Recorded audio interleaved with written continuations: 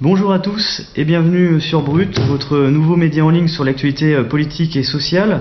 Nouvelle interview interactive que nous vous proposons aujourd'hui avec le journaliste et président de Mediapart, Edoui Plenel. Bonjour Monsieur Plenel. Bonjour à tous. Merci de nous accueillir au sein de votre rédaction pour cette interview. Une interview que je disais interactive, c'est-à-dire que les personnes qui nous regardent, qui commencent à arriver sur le live peuvent d'ores et déjà poser leurs questions dans les commentaires et au fur et à mesure de cette interview, nous les prendrons en direct, donc n'hésitez pas, la parole vous est donnée. Monsieur Plenel, je vais commencer avec mes questions sur des enquêtes que vous venez de sortir récemment d'actualité. La première, par rapport à Marine Le Pen, vous avez sorti hier un document qui accable la présidente du Front National et candidate à la présidentielle. Est-ce que vous pouvez un peu nous en parler un petit peu plus de cette révélation importante que vous avez faite hier ? C'est la suite de toutes sortes d'enquêtes que fait Marine Turki avec beaucoup de courage, car il y a beaucoup de pression et beaucoup de violence de la part du Front National. Et Marine Turki met en évidence combien ce parti, qui se prétend différent des autres, a les pratiques les pires des autres. Déjà, c'est un parti de clientélisme familial, le père, la fille et la nièce, donc c'est une affaire de famille. Et il y a beaucoup d'affaires d'argent concernant ce parti. Nous avons déjà dans le passé révélé le financement par la Russie, par des intérêts russes, par des banques russes, par des oligarques russes, donc des intérêts étrangers qui surprennent s'agissant d'un parti qui en plus voudrait exclure toute une partie des gens de ce pays au nom de leur origine, de façon xénophobe et nationaliste. Mais là, il y a un autre aspect, c'est exactement comme dans d'autres affaires qui concernent notamment la droite actuellement, c'est l'utilisation de l'argent public, de ce qu'on donne aux parlementaires, pour en fait non pas utiliser dans le but de la vie parlementaire, mais dans le but de faire profiter des proches personnels ou des proches à votre service ou des proches militants de cet argent public. En l'occurrence, Marine Le Pen est parlementaire européen. Et ce que nous révélons, c'est que l'Office de lutte contre les fraudes au Parlement européen a mis en évidence que Marine Le Pen, via des contrats fictifs, salariait des proches, des collaborateurs qui n'avaient rien à voir avec sa mission de parlementaire européen. Nous l'avions déjà montré dans le passé par rapport à la situation de son conjoint, Louis Alliot, et le Parlement européen a transmis tous ces éléments à la justice française. Ce qui est très choquant, c'est que ces révélations, qui ont été faites par à la fois Mediapart et Marianne, qui sont évidentes, qui posent la question justement d'emploi qui ne serait pas d'emploi réel, voire de contrats qui ne seraient pas des vrais contrats, qui auraient été faits dans des conditions discutables, eh bien ça n'a pas du tout été repris par les médias dominants. On met en boucle Fillon. Et que j'ai vu justement sur Twitter, vous avez mis un tweet justement, vous reprochiez aux médias de ne pas avoir évoqué les révélations que vous avez pu faire hier. Et c'est Arrêt sur Image qui a fait cette enquête-là et qui a montré le contraste entre la mise en scène de ce qui se passe sur Fillon, et c'est légitime, mais le silence sur ce qui se passe sur le Front National. Et vous voyez bien que ce tri n'est pas innocent dans le contexte actuel, car évidemment c'est une façon de taire ce qui pourrait quand même faire réfléchir les gens qui, face aux événements concernant la droite, c'est-à-dire les Républicains, pourraient aller mettre leur bulletin du côté du Front National. Eh bien, nos informations montrent qu'il ferait bien de réfléchir si leur motivation c'est un cri contre la corruption, contre l'amoralisme en politique, contre le cynisme de cette politique professionnelle, eh bien, je ne crois pas que le bon vote, ce soit le vote Front National, loin de là, en dehors des autres raisons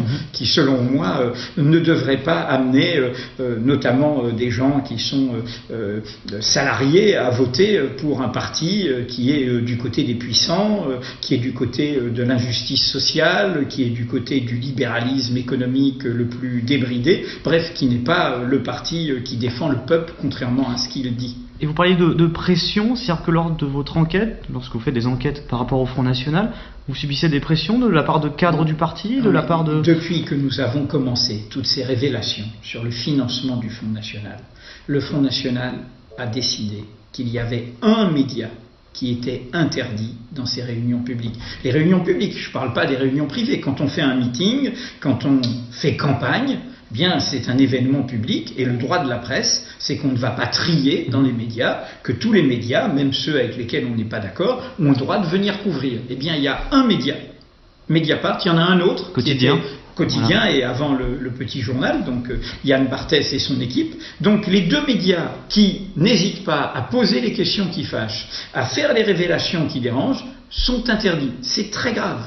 C'est très grave. Ça donne une dimension des valeurs politiques de cette formation politique. Ça veut dire qu'un média qui la dérange, on l'interdit. Alors, ils ont le droit de ne pas nous lire, ils ont le droit de dire c'est une réunion privée, mais pas quand ils font une activité publique. Et quelle autre activité plus publique que de demander aux gens de voter pour eux? Donc, le pluralisme de la presse, la diversité des médias, c'est évidemment une liberté fondamentale, un droit fondamental. Et là, il y a une alarme très grave. Marine Turki a subi des harcèlements via les réseaux sociaux, des coups de fil, de pression, de menaces, voire une situation de violence lors d'une enquête où elle allait frapper à la porte de quelqu'un qui est le trésorier du micro-parti de Marine Le Pen. Et il y a eu tout un groupe qui s'en est pris à elle, avec un individu qui a dit Marine, on va te tuer, Marine, on ira au bas de chez toi, etc.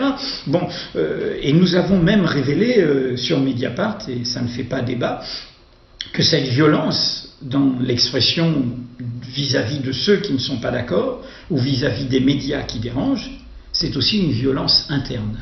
Mediapart a révélé, avec des images, des vidéos à l'appui, comment se réglaient des comptes dans ces groupes les plus ultras qui sont au cœur du Front National, c'est-à-dire ceux issus du GUD, du FNJ. Et nous avons révélé comment un ancien responsable s'est fait mettre à l'épreuve, en clair tabassé, avec une violence profonde. Entre gens qui partagent de la même idéologie, eh bien, ils sont capables d'en venir pas seulement aux mains, mais à des choses très humiliantes et très dégradantes. Est-ce que vous considérez que les médias ne sont pas assez solidaires peut-être de ces interdictions? C'est-à-dire le fait par exemple que vous, les confrères de Quotidien soient interdits aux événements du Front National, est-ce qu'on pourrait imaginer que d'autres journalistes diraient bon bah voilà, si tel ou tel journaliste ne peut pas rentrer, bah nous on boycotte, on ne vient pas. Est-ce que vous regrettez pas qu'il n'y ait pas une action collective? Il y a des solidarités de confrères et de consoeurs. Bon, nous on fait, comme dire, moi j'ai comme philosophie de faire mon chemin et de ne pas regretter et de ne pas quémander, de ne pas être dans la plainte. Voilà, nous assumons, nous faisons notre travail. Mais vous savez, c'est un débat plus général, qui est le problème du rapport du journalisme au pouvoir, quel qu'il soit, au pouvoir politique, au pouvoir économique. Regardez comment nos conférences de presse des politiques sont souvent des conférences de presse complaisantes. Regardez la dernière conférence de presse de François Fillon, où la question un peu qui fâche, un peu cash, un peu dure, est celle qu'a fait Hélène Salvi pour Mediapart. Et directement François Fillon vous rentre dedans. Et c'est pour ça qu'il a fait ce coup bas ridicule sur ce que tout le monde sait, lui qui se dit spécialiste du numérique, qui sait que Mediapart a été le pionnier de la bataille pour l'égalité entre la presse papier et la presse numérique au niveau français, au niveau européen, et que c'est parce que nous avons mené cette bataille que de manière mesquine certains nous ont frappés d'un point de vue fiscal, mais c'est une bataille publique, nous n'étions pas les fraudeurs et nous n'avons rien commis d'illégal au sens des lois fondamentales, au contraire. Et donc dans cette conférence de presse, ce qui m'a frappé, c'est combien les questions n'étaient pas des questions factuelles. Par exemple, un des aspects du dossier de l'affaire Fillon, qui n'est pas seulement l'enquête du PNF, du Parquet national financier, sur est-ce que l'emploi de Madame Fillon était fictif au Parlement, à l'Assemblée nationale.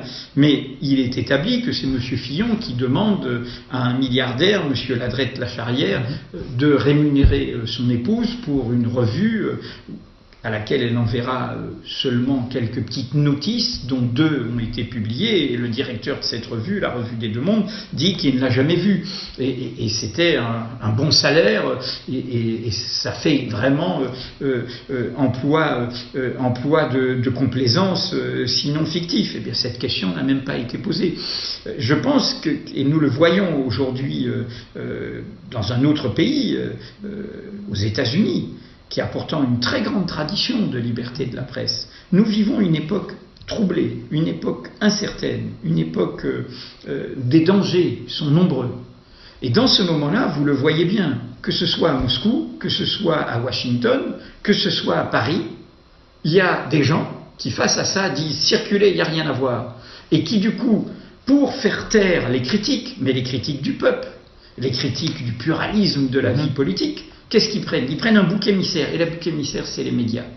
Et ils disent, les médias, c'est des menteurs, les médias, c'est ceci. Il y a des médias bien, il y a des médias moins bien, la critique des médias est légitime, le débat sur le journalisme est légitime. Mais l'existence d'un droit à l'information, d'un droit de savoir des citoyens, d'un droit de poser les questions qui dérangent, de révéler tout ce qui est d'intérêt public, c'est une liberté fondamentale. Depuis la Révolution française, le premier président du tiers-État, qui était le premier maire de Paris, il s'appelait Bailly, il est oublié. La publicité de la vie politique est la sauvegarde du peuple.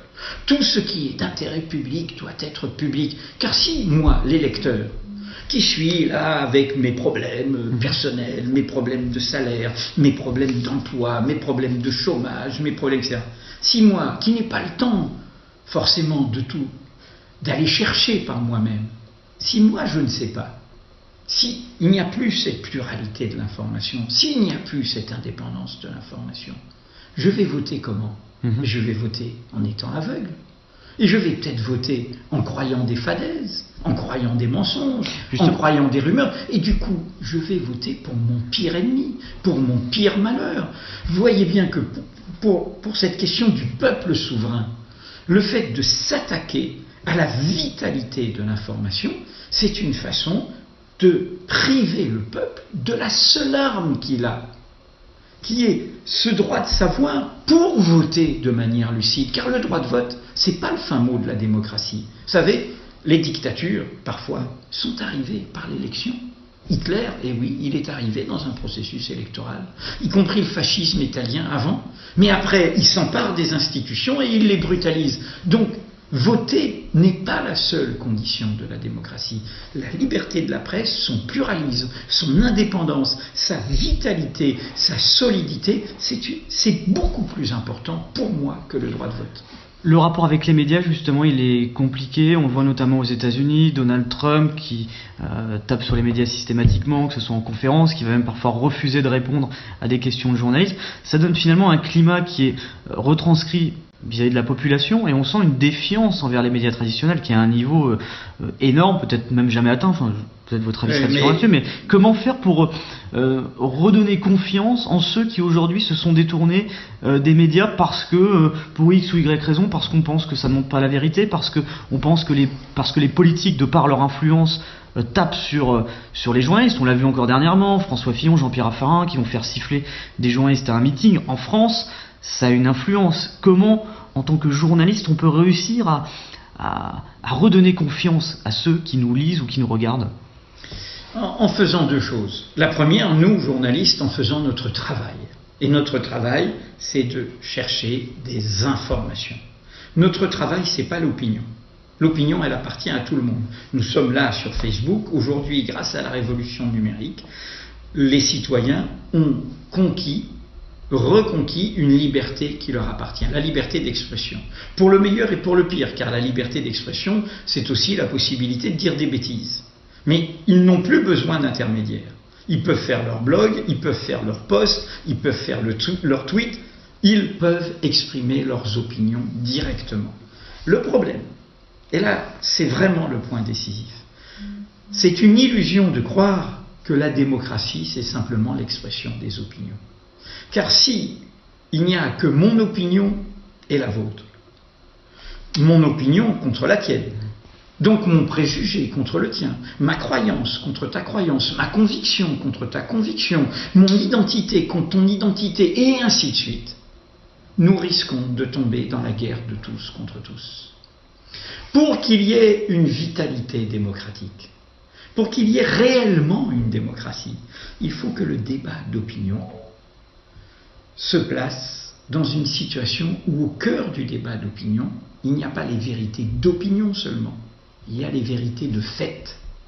Les faits sur le passé, les faits sur le présent. Car si tout se vaut, il n'y a plus rien qui vaut. Et du coup, si tout se vaut et plus rien ne vaut que la victoire et le pouvoir. Je peux être un menteur, c'est le cas de Donald Trump. Je peux être un imposteur, c'est le cas de Donald Trump, qui veut isoler son pays et chasser les immigrés et les musulmans. Il a sans arrêt dans le bâtiment employé des travailleurs illégaux. Qui veut soi-disant défendre le peuple américain, il est du côté de la spéculation immobilière.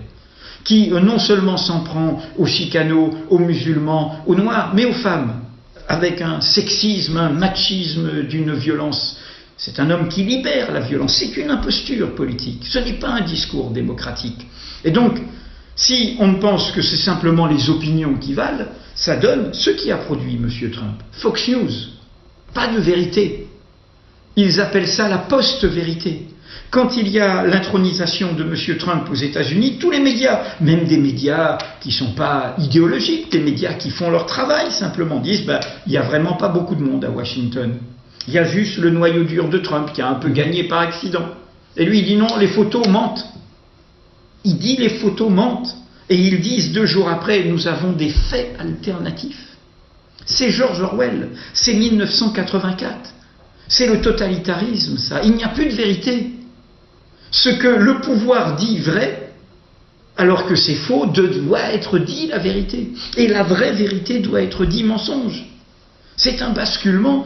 Vous vous rendez compte, qu'est-ce qu'on apprend à l'école? Qu'est-ce qu'on apprend à l'université? On apprend quand même, il y a des vérités. Il y a des vérités historiques, il y a des vérités mathématiques, il y a une construction de la vérité. C'est le rapport à la réalité. Si tout est idéologie, tout devient possible. Est-ce que l'école fait bien son travail à ce sujet-là, notamment par rapport à l'instruction de comment trouver une bonne source d'une mauvaise source d'infos? Les enseignants font leur travail. Le vrai problème n'est pas les enseignants, n'est pas l'école. Le problème, c'est notre culture démocratique. Ce que je dis s'adresse à tous ceux qui nous écoutent là. Vous êtes comptables de la démocratie. Vous avez une liberté fondamentale, formidable, sur Internet. Là. Vous vous exprimez, puis pour beaucoup, vous vous exprimez anonymement, alors que moi, j'ai un visage, j'ai un nom, je m'exprime. Donc vous êtes comptable, vous ne pouvez pas en faire n'importe quoi. Vous ne pouvez pas, vous, en diffuser n'importe quel mensonge. Vous ne pouvez pas diffuser n'importe quelle violence. Vous ne pouvez pas nier l'histoire et tomber dans le négationnisme par rapport à l'histoire de l'humanité.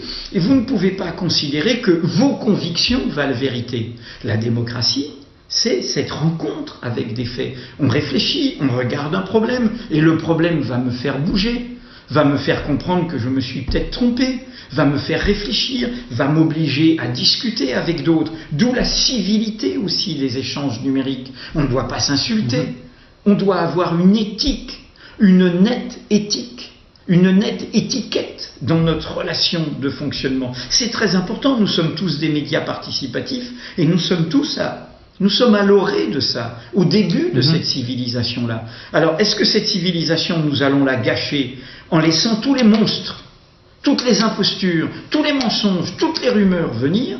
Ou est-ce que nous allons nous-mêmes la prendre en charge pour que ce soit un niveau démocratique supérieur, une démocratie participative, exigeante, délibérative? Et donc c'est ça les 2 points que je voulais dire. Des médias qui doivent faire leur travail, pas ajouter du commentaire au commentaire. Le talk show, le blablabla, l'opinion et tout. Non, notre rôle, et c'est ça ce que représente Mediapart, c'est ça que nous avons montré à tout le monde depuis 9 ans qu'on existe. C'est parce que notre rôle, c'est d'abord apporter des informations d'intérêt public. Cahuzac, Bettencourt, Karachi, la Libye et évidemment ce qu'on sort Le Pen ou les parlements, par exemple, sur l'affaire Fillon, nous avons montré que ce n'est pas que M. Fillon, que c'est un système à l'Assemblée nationale, qu'il y a eu beaucoup d'autres parlementaires qui ont utilisé leurs proches et qui les ont embauchés, et que ça, c'est une question d'intérêt public. Ça, c'est utile. Ça permet à la démocratie de grandir. Quand nous avons fait l'affaire Cahuzac, nous avons obligé tout le monde à affronter quoi? La fraude fiscale, l'évasion fiscale, la richesse détournée, volée des nations qui est dans les paradis fiscaux, alors qu'on nous demande des efforts, qu'on nous demande de faire des économies nous-mêmes, qui n'avons pas contracté cette dette, et alors qu'il y a une fortune dans ces repères de pirates. Ça, c'est notre rôle à nous, journalistes. Donc, regagner la confiance, c'est une bataille. À nous, journalistes, de regagner la confiance. Et tous les médias qui font un travail d'information sont en progrès. Nous sommes. La réussite de Mediapart, elle est liée à ça. Si nous avons plus de 136 000 abonnés aujourd'hui, ce qui est énorme, on ne pensait pas, 136 000 abonnés individuels par rapport à ce qu'est le reste de la presse. En plus, tout le monde nous avait dit le mur du payant, ce qui n'est pas un vrai mur, puisque on peut circuler. Beaucoup disent, voilà, comme on peut consommer beaucoup d'informations gratuitement, c'était. Oui, mais nous avons, vous avez réussi à passer au-dessus de ça. On a montré que tout ce qui est gratuit n'est pas forcément de qualité. Et que la gratuité détruit de la valeur. Parce que le journalisme, aller chercher les informations délicates, c'est du travail. Et le travail, c'est des salaires. Bien sûr. C'est un métier, c'est une compétence. Donc, tous ces médias un peu de talk-show et tout, c'est aussi la précarité des journalistes. C'est aussi la superficialité, l'immédiateté. Donc, il faut aussi que les citoyens comprennent que l'information, elle a un coût. L'indépendance a un prix. Il y a une affiche derrière moi qui dit « Seuls nos lecteurs peuvent nous acheter ». Je la montre. Seuls nos lecteurs peuvent nous acheter. C'est la clé de l'indépendance.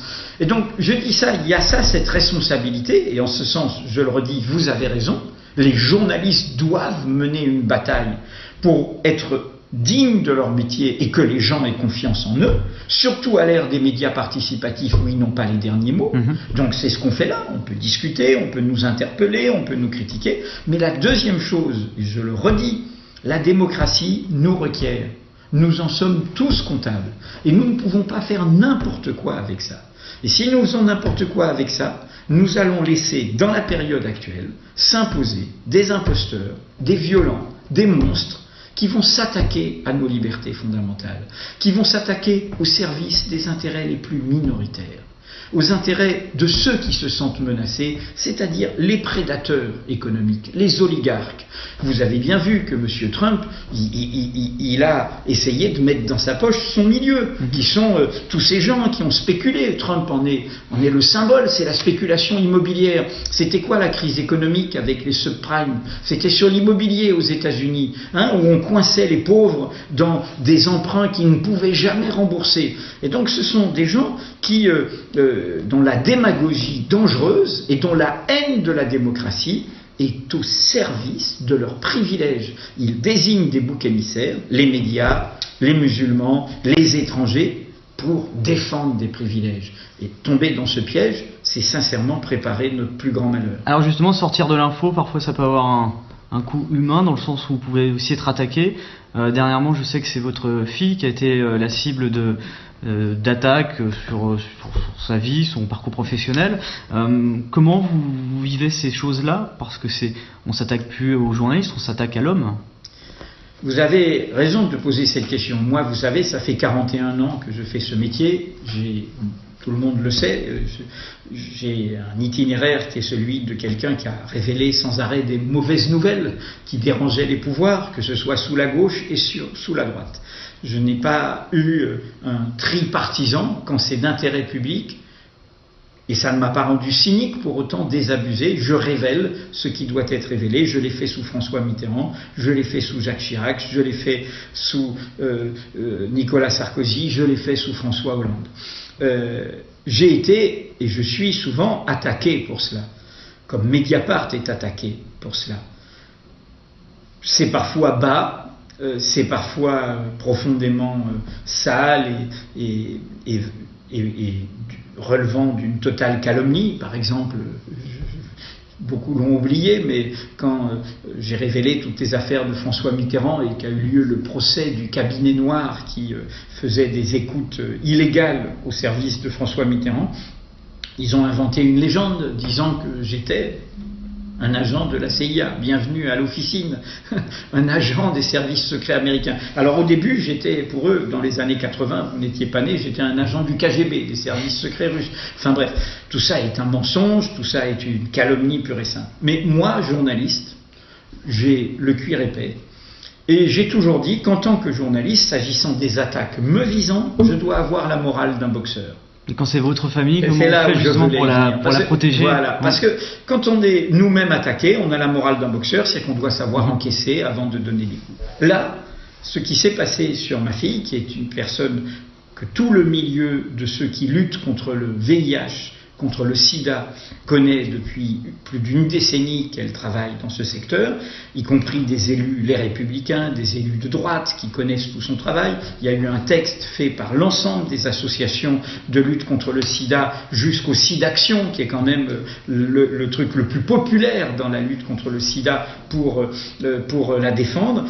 Ma fille, pour atteindre Mediapart, pour viser Mediapart, les défenseurs de François Fillon ont relayé une calomnie pure et simple, inventée par les gens d'extrême droite, mentant comme si elle avait un emploi fictif, comme si elle ne travaillait pas. Et donc j'ai mis un coup d'arrêt. Parce que j'estimais que c'était une crapulerie, c'est-à-dire c'est pas seulement une calomnie, c'est une crapulerie. C'est ce qu'on fait chez M. Poutine et d'autres. Pour s'en prendre aux médias et aux journalistes, on va chercher la famille. En l'occurrence, c'est. Et vous savez d'où vient cette attaque? Ça vient de ces milieux-là qui ont inventé ce mensonge total. J'ai donné les chiffres, j'ai donné la vérité. Enfin, tout le monde. On a justement la calomnie. Vous savez, face aux calomniateurs, vous pouvez répondre. Ils continueront à calomnier. L'important, c'était vis-à-vis des gens de bonne foi. Et des médias, y compris LCI ou Ox, qui est un site qui regarde les fake news, a démonté tout ça, et tout ça a été fait sur Internet. Tout le monde, moi je l'ai précisé dans ce billet qui s'appelle une calomnie doublée d'une crapulerie. Mais mon alarme, c'est ce franchissement démocratique. Nous, les journalistes d'enquête, les journalistes qui dérangeons les pouvoirs, et parfois des pouvoirs très puissants, sur des affaires parfois très sensibles, nous sommes, carapacés par rapport à ça. Mais s'attaquer à la famille, qui n'a rien à voir. Ma fille n'a aucun rapport avec Mediapart. Son itinéraire professionnel dans l'engagement contre cette pandémie et aujourd'hui au service de la cause de Paris sans sida, qui est une opération très importante avec les plus grandes villes mondiales, est un engagement personnel et qui ne doit rien à son père. Donc faire ça, c'est franchir un pas. Vous rendez-vous compte? Un journaliste, je vais broder. Mais vous pouvez être journaliste et vous êtes père de famille. Et dans votre famille, il peut y avoir des drames. Dans votre famille, il peut y avoir un enfant qui est un peu paumé et qui, du coup, fait des bêtises. Il peut y avoir toutes sortes de choses. Quel rapport avec votre métier de journaliste? Aucun. Et vous êtes une personne d'intérêt public? Non. Vous faites un métier de journaliste. Moi, je ne demande pas à être élu, je ne demande pas à gouverner. Notre média, il appartient aux journalistes de Mediapart. Il n'est pas un média public. Vous voyez bien que ce franchissement, c'est vraiment ce qu'on fait dans les pouvoirs totalitaires pour décrédibiliser quelqu'un qui fait son travail. Au lieu de l'attaquer à la loyale sur son travail, on invente des légendes, des romans, des calomnies, et l'on blesse, parce que la victime, en l'occurrence, c'est ma fille.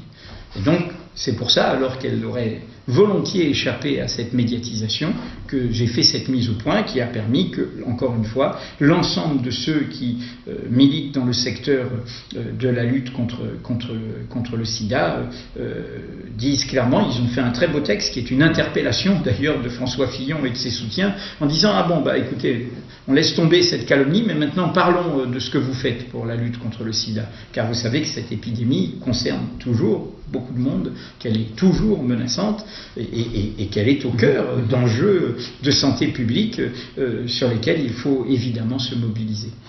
cette question aussi par rapport à une autre enquête que vous avez sortie ces dernières heures, ces derniers jours, par rapport aux élections françaises de 2012, où vous avez révélé, notamment en partenariat avec plusieurs médias français, Wikileaks, qu'il y avait une surveillance du CIA. Est-ce que vous pouvez nous en dire un peu plus? Parce que c'est vrai que c'est une information majeure dont on a peu entendu parler en dehors de votre média.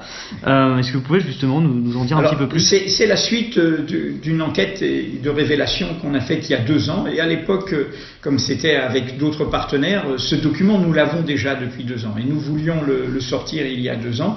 Les autres partenaires n'étaient pas prêts. Certains voulaient attendre un peu, faire des vérifications complémentaires. Donc finalement, une fois que les partenaires sont tombés d'accord, nous l'avons sorti. Bon, qu'est-ce que établit ce document? Au fond, c'est la confirmation de ce qu'on savait grâce à Edward Snowden, qui est un héros du droit de savoir des citoyens et que, hélas, nos pays et l'Union européenne n'a pas accueilli. Nous devrions défendre le droit d'asile pour Edward Snowden. C'est un homme qui a pris son risque de manière très lucide et encore une fois au service de l'intérêt de tout le monde. Il a révélé que sous prétexte de terrorisme, les États développent des dispositifs de surveillance où le gros de la surveillance, c'est pas le terrorisme. C'est d'abord les rivaux économiques, c'est même les alliés, Madame Merkel, Monsieur le Président de la République française, les partis politiques français, la vie publique française. Donc en fait, on prétend combattre des ennemis par la surveillance, mais en fait, on fait un grand aspirateur pour aller voir ce que font ceux qui sont censés être nos partenaires et nos alliés. Et donc, ce qu'a révélé Snowden et que ces informations confirment, c'est cette façon où, grâce à la technologie numérique, tout d'un coup, les règles anciennes de la diplomatie sautent. Normalement, on n'espionne que ses adversaires. Normalement, les techniques illicites, illégales, hors des règles du jeu correctes des négociations diplomatiques sont réservées à des gens dans lesquels on n'a pas du tout confiance. Et là, on a vu qu'il y avait un franchissement général.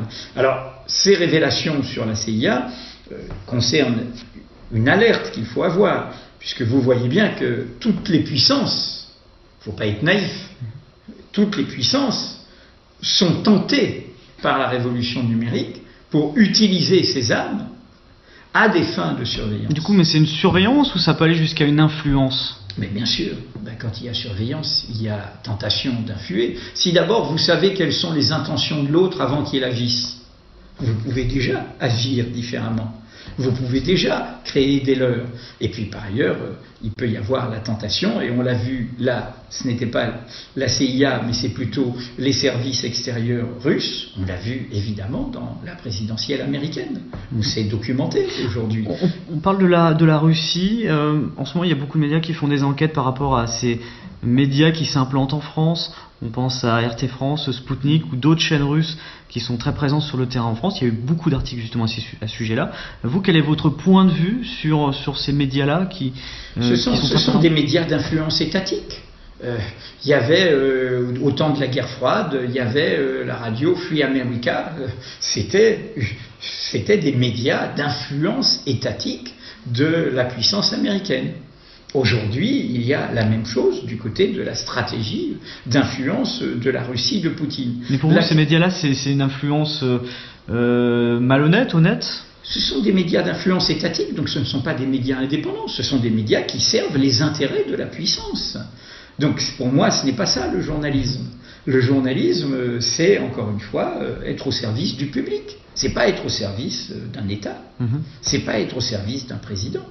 Et c'est d'autant moins l'être quand, en plus, on sait, et les rapports d'Amnesty International le documentent, qu'il y a en Russie toutes sortes d'attaques contre les médias indépendants, contre les lanceurs d'alerte, contre ceux qui font vivre le pluralisme de l'information. Donc, pour moi, de la même manière que ma génération, il y a 50 ans, luttait contre la propagande que pouvaient faire les États-Unis d'Amérique en prétextant être le pays de la liberté, mais derrière ça, il pouvait y avoir des manipulations, il pouvait y avoir des mensonges, et du coup, ce fut une bataille du journalisme indépendant. Rappelez-vous le Watergate contre la présidence de Nixon, rappelez-vous les Pentagon Papers sur la face cachée de la guerre du Vietnam. Bien moi, il faut tenir les deux bouts. Nous ne devons pas être l'otage d'un jeu de puissance. Ce que nous faisons concernant la puissance américaine, on doit le faire sur la puissance russe. Nous ne devons pas, nous journalistes, rentrer dans ce jeu-là. Car si nous rentrons dans ce jeu-là, nous oublions au service de qui nous sommes, au service du public. Et le public doit savoir.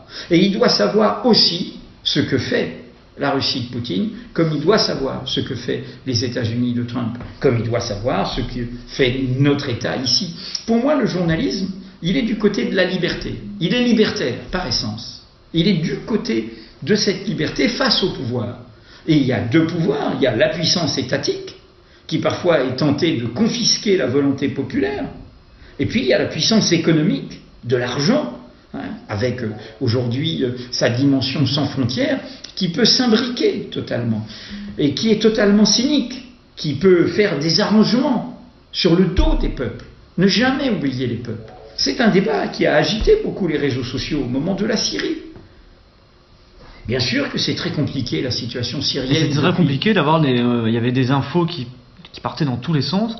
Et alors là, moi, en tant que journaliste, même j'étais extérieur à cette situation-là, on se disait, mais comment réussir à trouver une source fiable? Parce que certains vont faire valoir leur influence, d'autres font de la propagande. C'est un peu compliqué. En suivant, notamment ici en France, les franco-syriens, ou des gens qui ont un lien avec la Syrie et qui connaissent toute cette histoire, qui étaient en contact, lisant l'arabe ou étant eux-mêmes de culture arabe, en contact avec qui? Avec le peuple. À Alep, il y avait un peuple, il y avait des gens. Et donc, on ne peut pas... Évidemment que nous, citoyens, on est un peu désemparés sur la solution du drame syrien. Il y a eu une révolution populaire, pacifique. Il y a eu sa brutalisation progressive qui est par le pouvoir de Bachar el-Assad. C'est documenté. Nous avons publié sur Mediapart des révélations sur les violences contre les jeunes, contre les enfants, les violences sexuelles avec le collectif Zéro Impunity, puis depuis Amnesty International a montré les terribles prisons de ce régime. Donc cette violence a évidemment militarisé en retour la révolte pacifique, donc elle a donné la main à tous les groupes djihadistes. Donc il y a ça qui se passe et dans lequel un monstre en appelle un autre. Plus il y a de monstruosité, plus il y aura d'autres monstruosités en face. C'est classique, le ressentiment, la violence. Mais il y a ça, mais derrière il y a un peuple. Et à Alep, Est, il y avait un peuple. Il y avait un peuple. Et il fallait d'abord s'intéresser à ce peuple, à ce qu'il dit, à ce qu'il vit. Nous faisons actuellement sur Mediapart une grande série sur le Liban. Le Liban, pourquoi le Liban? Vous savez, le Liban a aujourd'hui près de 30% de sa population, ce sont des réfugiés de Syrie, entre 1,5 million et 2 millions de personnes.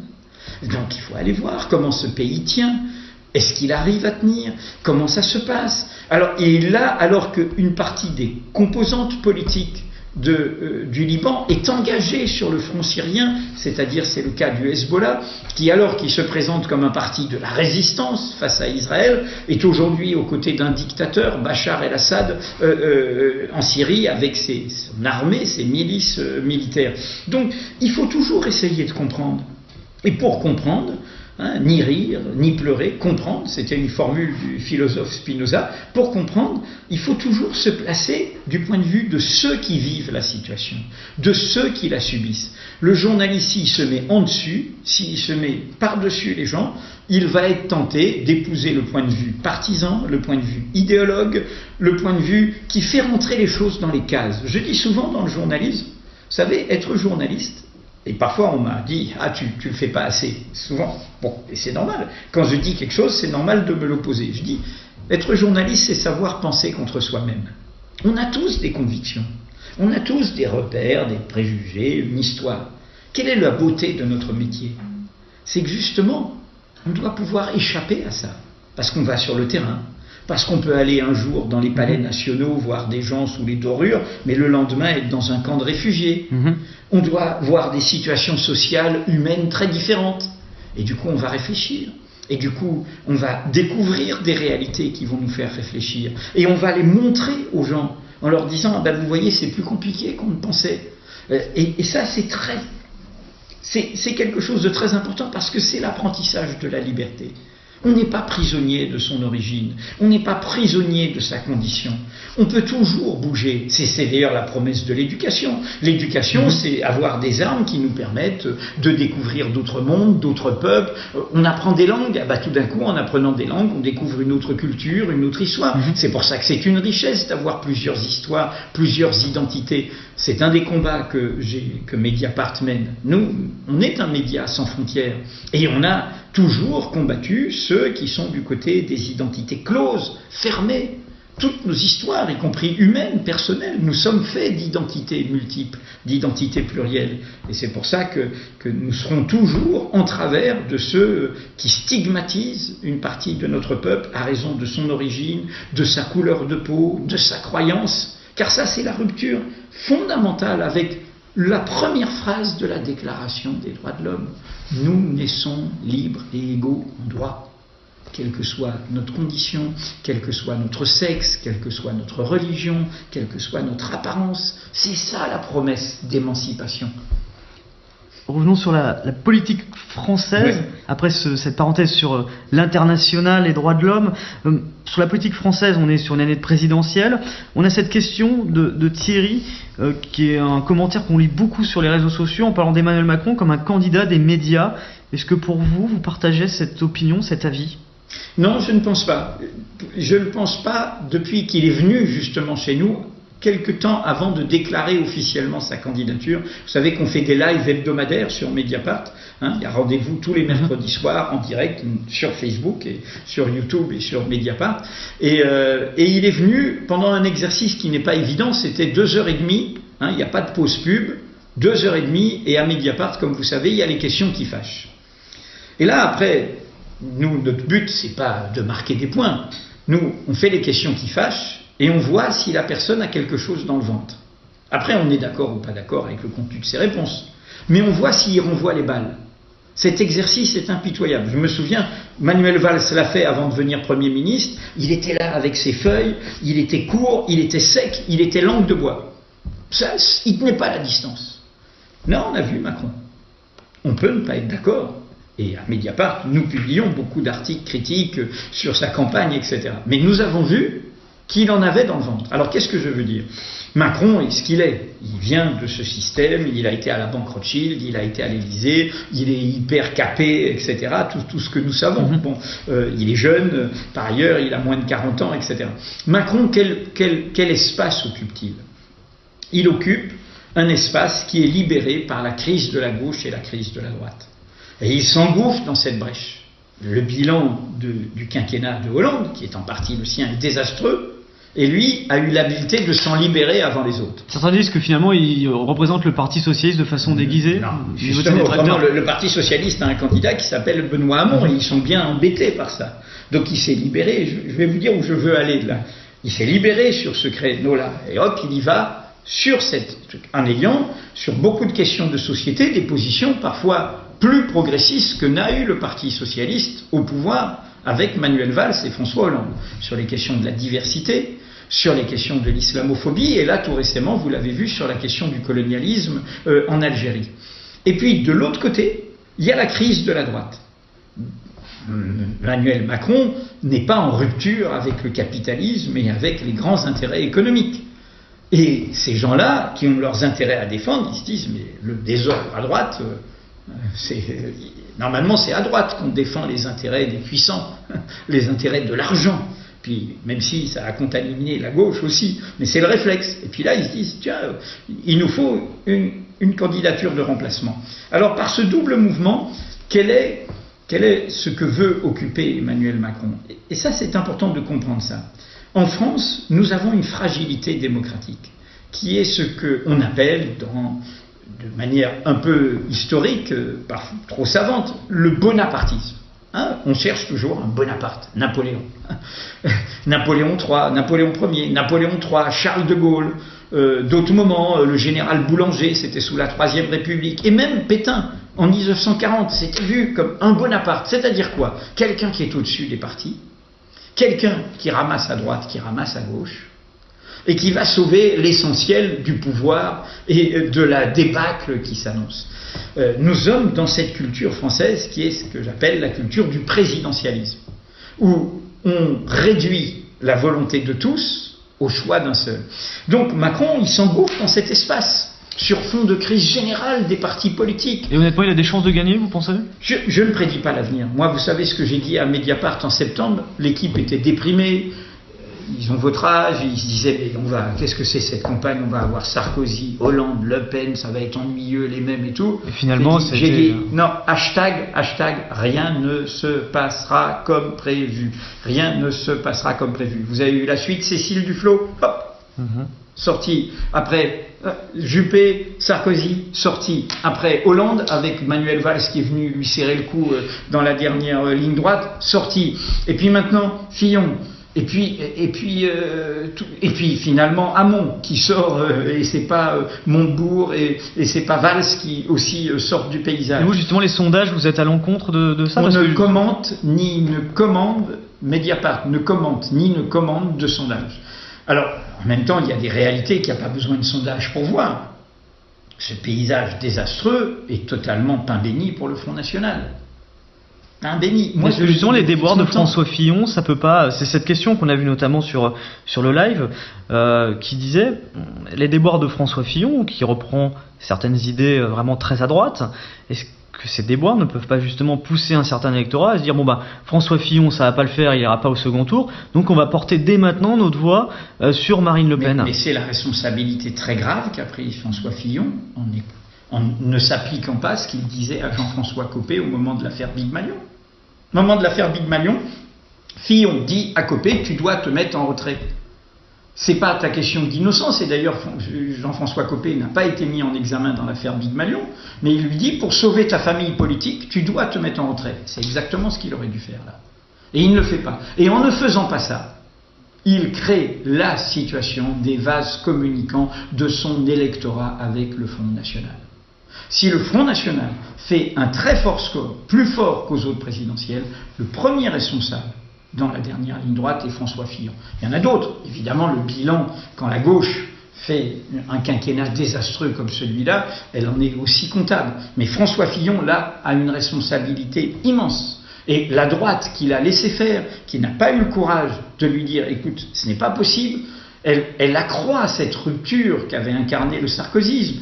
Qu'est-ce que c'était le gaullisme? C'était l'avènement d'une droite républicaine qui rompait avec tous les ferments d'extrême droite à droite. La droite de Vichy, la droite de Maurras, la droite de l'identité nationale, la droite de la clôture, la droite de la rancœur, la droite des privilèges. Et De Gaulle, c'était cette idée-là d'une droite convertie à la République. Même si avec ce présidentialisme, cet autoritarisme, mais comme a dit Fillon lui-même, imagine-t-on le général de Gaulle mis en examen, le général de Gaulle qui payait à l'Élysée la note des goûters qu'il offrait à ses petits-enfants.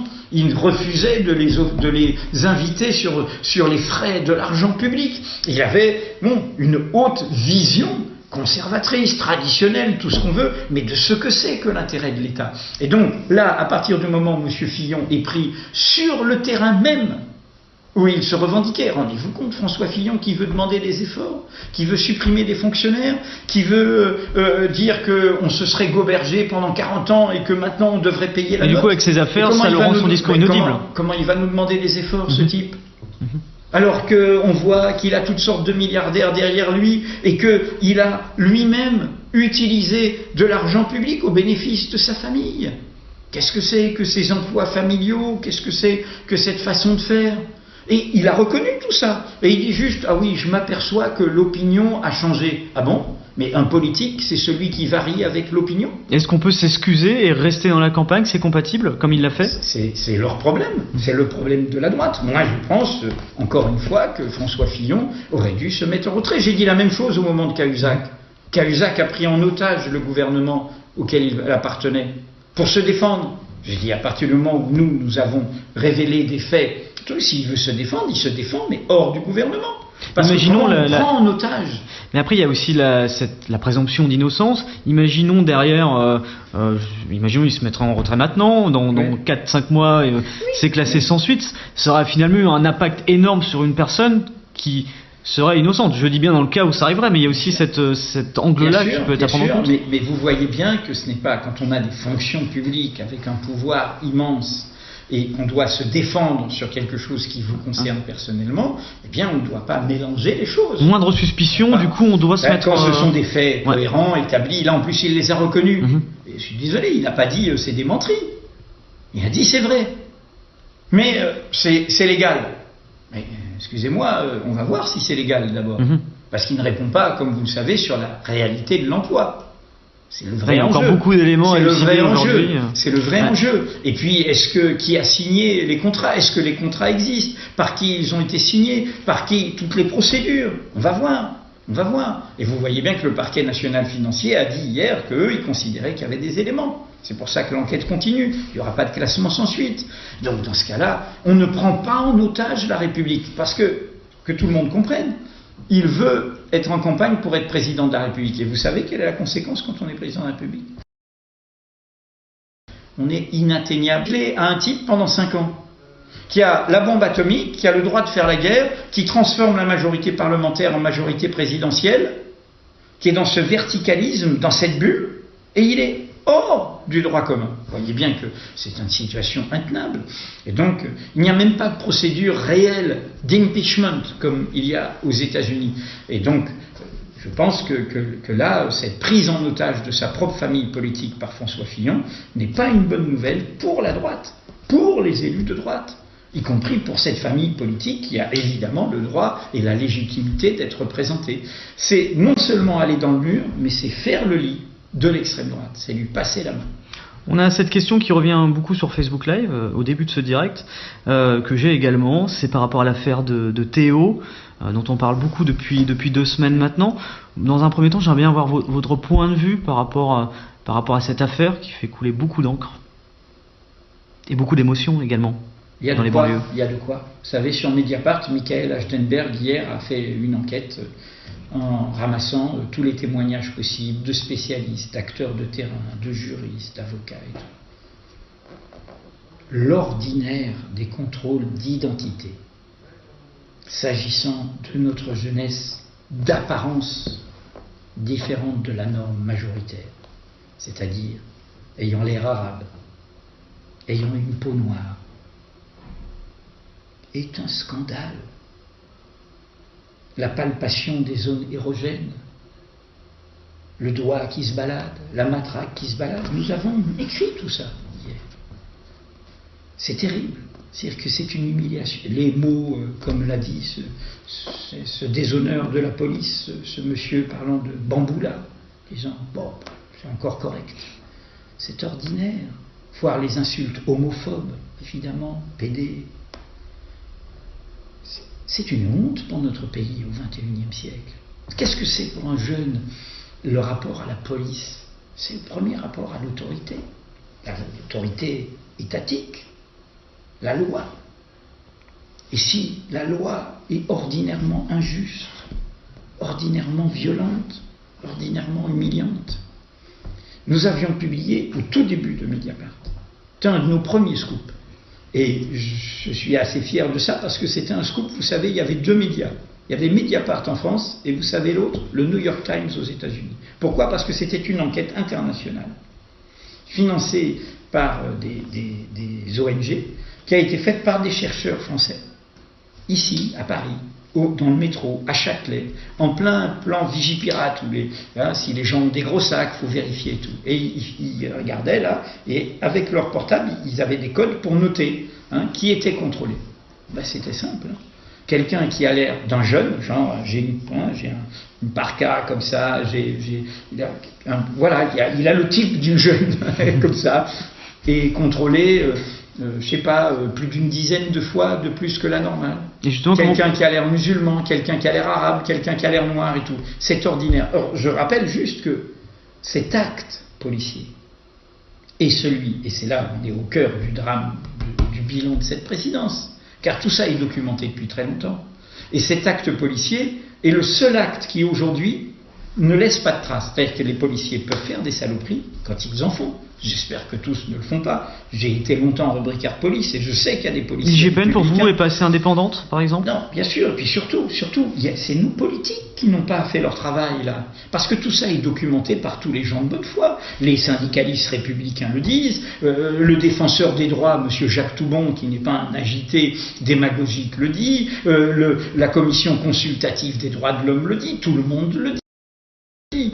Simplement, les politiques, et ça c'est l'ancien rubricaire police qui le dit, utilisent la police comme un moyen, ils la politisent. Ils disent, regardez comme on est ferme, comme on est courageux face à la terreur, face à la sécurité, face à la délinquance. Et ils envoient la police dans le mur, car il y a de la souffrance dans la police aussi.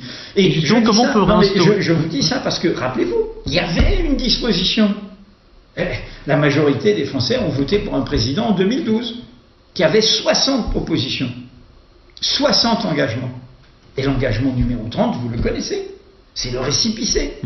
C'était que d'obliger, parce que la norme, la règle, comme il y a des règles dans tout métier, elle est régulatrice, c'est le cas de le dire.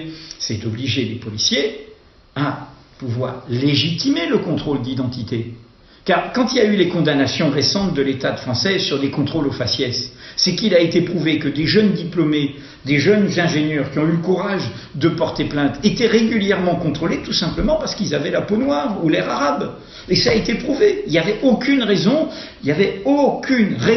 genre je cherche un bandit là, j'ai un signalement, j'ai ceci pour les contrôler. C'était à la tête du client, mais la tête du client c'était le contrôle aux faciès qui inscrit une discrimination, qui rejette la diversité de notre peuple, la longue diversité de notre peuple. Donc le récépissé, c'était d'obliger de dire, attendez, voilà pourquoi on a contrôlé, dans quelles circonstances. Et il y a une trace. Et du coup, on peut s'en plaindre, on peut avoir des explications. Or, comme vous le savez, parmi les nombreux actes qui, dans les 6 premiers mois de la présidence Hollande, ont signé son échec, il y a eu, avec Manuel Valls comme ministre de l'Intérieur, le refus de cela. C'était ça qu'il fallait faire, tout simplement. Et là, on chauffe à blanc. On chauffe à blanc notre pays, parce qu'on fait une jeunesse, et il faut lui tendre la main. Et justement, comment on réinstaure un climat de confiance entre police et certains, et des jeunes qui ont aujourd'hui cette... Mais d'abord en se mobilisant à côté de ces jeunes. D'abord en se mobilisant. Les policiers, ils ont un salaire, ils ont un pouvoir, ils ont une autorité. Police de proximité ? Tout ça a été oublié. L'îlotier, dans le temps ancien, le policier de terrain qui connaît les jeunes, c'est l'histoire de Clichy en 2005. Il y a un faux témoignage qui, soi-disant, parle d'un cambriolage. Les jeunes, ils sont en train de revenir du foot. Les policiers, ils arrivent d'ailleurs. Ils connaissent aucun des jeunes.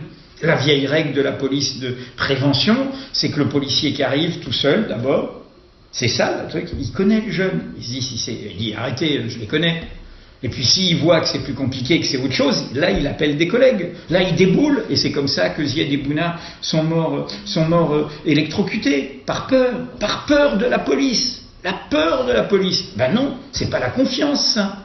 Et ça suppose une politique. C'est pas la police que j'accable, c'est les politiques, la lâcheté des politiques, de droite et de gauche là-dessus, de ne pas avoir tenu le cap qui a été défini dans les années 80. Il y avait un maire qui était un maire formidable, le maire d'Épinay, M. Gilbert Bonnemaison, qui faisait le Conseil national de la prévention de la délinquance, avec des maires de tous horizons, de droite, de gauche, du centre. Tout ça a été mis. Simplement, des politiques en crise utilisent les questions de sécurité pour se protéger. Ils utilisent la peur pour se muscler alors qu'ils sont faibles.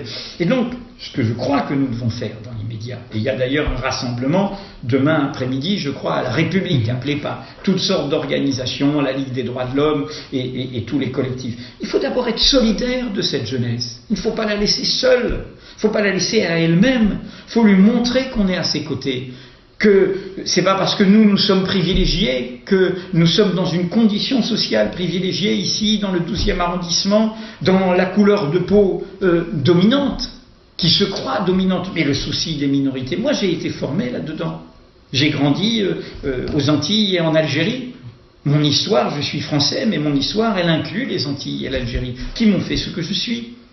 Et avec des amis qui, aujourd'hui, seraient, à mon âge, contrôlés, stigmatisés, humiliés.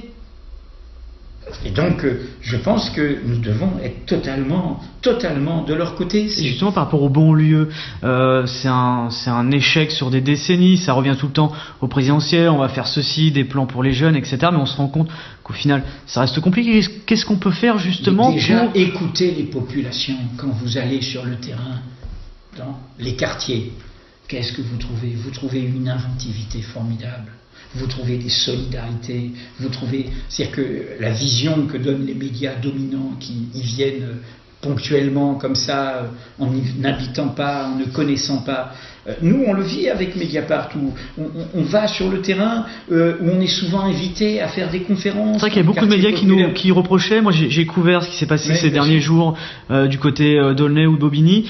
J'entendais vis-à-vis beaucoup de journalistes, vous êtes là quand ça casse, mais quand il y a des initiatives, on ne vous voit pas, il n'y a personne. Nous, on a fait toutes sortes d'événements pour montrer la diversité de ce qui se passe dans les quartiers. Et même, je vais vous dire, quand on est jeune, quel est le meilleur acte de citoyenneté? S'engager, se révolter, ne pas rester sur le bas-côté, ne pas rester le doigt sur la couture du pantalon. Une jeunesse vivante, c'est Gavroche. Vous voyez Gavroche dans les romans de Victor Hugo, qui est là, qui se bat, qui est là. Il est pauvre, Gavroche. Il est considéré comme un barbare, lui aussi. C'est les quartiers populaires. La vitalité de la jeunesse. La vitalité. Et donc cette jeunesse qui se mobilise contre les stigmatisations, qui fait des collectifs, qui se bat pour Adama Traoré, qui se bat pour Théo, qui s'est battu pour Rémi Fraisse, eh bien cette jeunesse, mais c'est l'avenir de notre pays, c'est elle. Elle est consciente, elle pense que les mots de la Déclaration des droits de l'homme ne sont pas des mots vides. Et vous lui avez notamment donné la parole par l'intermédiaire de la sœur d'Adama Traoré, oui. Assa Traoré, qui avait... Elle a fait les vœux de Mediapart. Elle a fait les vœux, et allez les voir, elle parle au nom de toute la France. Chaque année, c'est une personnalité de la société civile qui fait les vœux de Mediapart avant le président de la République. Françaises, mes chers compatriotes, et avec la musique. Et donc nous disons, le siège du président, il nous appartient. Le premier qui a inauguré ça, c'était Stéphane Hessel, l'homme d'Indignez-vous, qui disait, votre liberté implique votre responsabilité. Vous êtes concernés. Indignez-vous, révoltez-vous, engagez-vous. Et ben, du coup, on continue, on a fait ça avec un syndicaliste ouvrier, avec le printemps peuple arabe, des gens de la culture, etc. Et là, on s'est dit, la question qu'il faut mettre à l'ordre du jour, c'est ça. Et on a demandé à Assa Traoré de venir faire les vœux, et elle a discuté collectivement, parce c'est une œuvre collective, et ils ont fait des vœux formidables. Et tout d'un coup, on se dit, mais ça, c'est une jeunesse formidable. Qui n'a pas assez la parole dans les médias? Mais bien sûr, et que l'on stigmatise, que l'on regarde d'en haut, à qui on laisse pas le temps, avec le préjugé, qu'on ne prend pas telle qu'elle est. J'ai eu ce débat sur un média où j'ai été après cet été fou du Burkini. Le Burkini. Ça a occupé l'espace public pendant 2 mois dans le débat. Le Burkini, ça a fait de mal à personne, mais ça a fait de mal beaucoup aux personnes qui étaient humiliées par tout cela. Et je me retrouve dans une télé où une jeune journaliste me dit « Qu'est-ce que vous en pensez du Burkini ?» Je dis « Faut leur demander à celles qui portent le Burkini. Vous avez fait un reportage, vous avez été les voir sur une plage, vous leur avez tendu un micro. Parce que moi j'ai regardé les photos, j'ai pas vu plein d'hommes autour d'elles. J'ai vu des femmes qui avaient ce choix. Bon, voilà, c'est leur choix. Mais pour savoir ce qu'il y a dans leur tête dans ce choix, il faut aller leur demander. En plus, j'ai vu des images parfois étonnantes, c'est que ces femmes qui venaient à un lieu de socialisation, c'est bien d'aller à la plage. Donc ils n'avaient pas de préjugés de voir des gens beaucoup plus dénudés, etc. D'ailleurs, souvent, elles venaient avec des copines qui, elles, étaient en bikini. Bon, il faut aller leur demander. J'ai pas vu des femmes. La seule fois où j'ai vu ces femmes entourées d'hommes, c'est quand il y a eu cette photo humiliante de 3 policiers autour d'une de ces femmes, voulant l'obliger à se déshabiller. C'était ça l'image de l'humiliation. Moi, je suis pour une société libre, tant qu'on n'atteint pas à ma liberté. On a un problème avec la laïcité en France, parce que avec la laïcité, avec des gens qui utilisent ce mot pour le trahir. La laïcité, c'est le respect de la liberté de chacun. C'est de dire aucune idéologie ne peut s'imposer autoritairement dans l'espace public. Aucune idéologie religieuse, mais aussi aucune idéologie sans Dieu. On ne va pas me dire ce que je dois croire, ce que je dois penser. L'espace public est pluraliste, mais chacun y vient tel qu'il est. On a le droit d'avoir des sensibilités, des spiritualités, et parfois les gens qui ont des spiritualités entre nous, quand elles ne sont pas sectaires, quand elles ne sont pas dogmatiques, quand elles ne veulent pas exclure, ce sont des gens qui parfois sont plus soucieux du prochain. Moi, je ne suis pas croyant, mais je suis obligé de constater que, par exemple, dans la solidarité avec les migrants, dans la solidarité avec les gens qui n'ont pas de domicile, les gens qui sont à la rue, on retrouve quoi? On retrouve toutes sortes d'organisations qui sont d'inspiration spirituelle. On retrouve la CIMAD pour les migrants, service œcuménique d'entraide, né plutôt de courants protestants, chrétiens. On retrouve les compagnons de l'abbé Pierre, qui était un curé, et qui pensait que la question sociale était décisive et qui prenait les compagnons tels qu'ils venaient. Tels qu'ils venaient dans leur histoire. Donc il y a derrière tout cela l'affaire de comment on traite les quartiers, l'affaire des violences sur cette jeunesse populaire du peuple, l'affaire de ces stigmatisations au nom de l'origine. Vous savez ce qu'il y a? Il y a la haine du peuple. Il y a la haine du peuple. Le peuple, il y a des gens qui décident en haut comment devrait être le peuple. Moi, je pense que le peuple, on n'est pas là pour le diriger d'en haut. On est là pour discuter, avoir des luttes, des combats. Il n'y a rien de mieux que d'élever le peuple. Élever le peuple, c'est s'élever par les combats, par les idéaux, par des forces collectives. Vous savez, je rappelle toujours, nous sommes à Paris. C'est un souvenir trop oublié, mais au XIXe siècle, il y a eu un moment terrible à la fin des 19 ans du Second Empire. Il y a eu une guerre franco-allemande, qui est le début de la catastrophe européenne, perdue par la France, provoquée par la France. Et Napoléon III est arrêté, et puis finalement il va être déchu et il est enterré en Grande-Bretagne. L'homme du pouvoir personnel, l'homme de la dictature, l'homme qui a fait fuir Victor Hugo, qui a dit « Je ne rentrerai en France que quand la liberté sera de retour », 19 ans d'exil. Mais dans ce moment-là, du coup, les armées allemandes étaient presque autour de Paris. Et qu'est-ce qu'on a vu? On a vu que les classes dominantes, ceux qu'on a appelés les Versaillais, parce qu'ils se sont installés à Versailles, ils ont fait un accord avec l'armée d'occupation. Et ils ont fait un accord avec l'armée d'occupation, pourquoi? Parce que le peuple de Paris s'est élevé pour installer la République. Une République démocratique et sociale. C'est ce qu'on appelle la Commune de Paris. Ça a duré très peu. C'était un sursaut formidable. Mais vous savez comment ça s'est conclu, par ce qu'on appelle, et qui n'est pas assez rappelé dans les rues de Paris, à la fin du mois de mai 1871, la semaine sanglante. Entre 20 000 et 30 000, 20 000 et 30 000 gens du peuple parisien. Nous sommes ici dans le 12e arrondissement, qui était le cœur du bouillonnement, 12e, 11e, de ce bouillonnement de l'Est parisien. C'était les ouvriers, c'était les artisans. Entre 20 000 et 30 000 personnes. Pareil, ils étaient le peuple. Ils ne parlaient pas tous la même langue. Le peuple avait des accents. Le peuple avait une variété d'apparence, de couleurs, d'histoire. On a toujours été un pays de migration. Et comment était-il vu par les médias dominants de l'époque, par la bourgeoisie bien installée? C'était les barbares. Et personne n'avait d'état d'âme que ces barbares. Il fallait les fusiller. Il fallait les exterminer. Vous vous rendez compte, cette saignée ouvrière, entre 20 000 et 30 000 personnes, et sans jugement, de manière expéditive. Il y a derrière l'hôtel de ville de Paris une plaque sur une ancienne caserne où se tenait le tribunal et où en 5 jours, entre 2 000 et 3 000 personnes ont été exécutées et mises dans des fosses communes, dans les jardins publics. Je rappelle toujours ça, pour rappeler que derrière tous les alibis que se donnent ces gens, l'histoire de la religion des gens, l'histoire de la culture des gens, l'histoire de l'apparence des gens, l'histoire de l'origine des gens. Qu'est-ce qu'ils nous disent, ces gens qui stigmatisent? Ils nous disent leur haine du peuple. Notre peuple a toujours été fait de mouvements, de déplacements, d'immigration au cœur de la France. Hein, les Bretons, ils arrivaient, ils parlaient pas bien le français, ils étaient vus comme comme vraiment des gens un peu stupides. C'est la BD, la bande dessinée Bécassine. Elle avait même pas de bouche dans les premiers dessins, pas de bouche, pour montrer que elle n'existait pas. Hein, c'était la boniche Bécassine, et son vrai nom, qui lui avait donné l'inventeur, c'était, en faisant breton, en mettant un Z à la fin, la bornée. Hein, bornés, ils sont pas éclairés, ces gens du peuple. Et donc c'est la haine du peuple.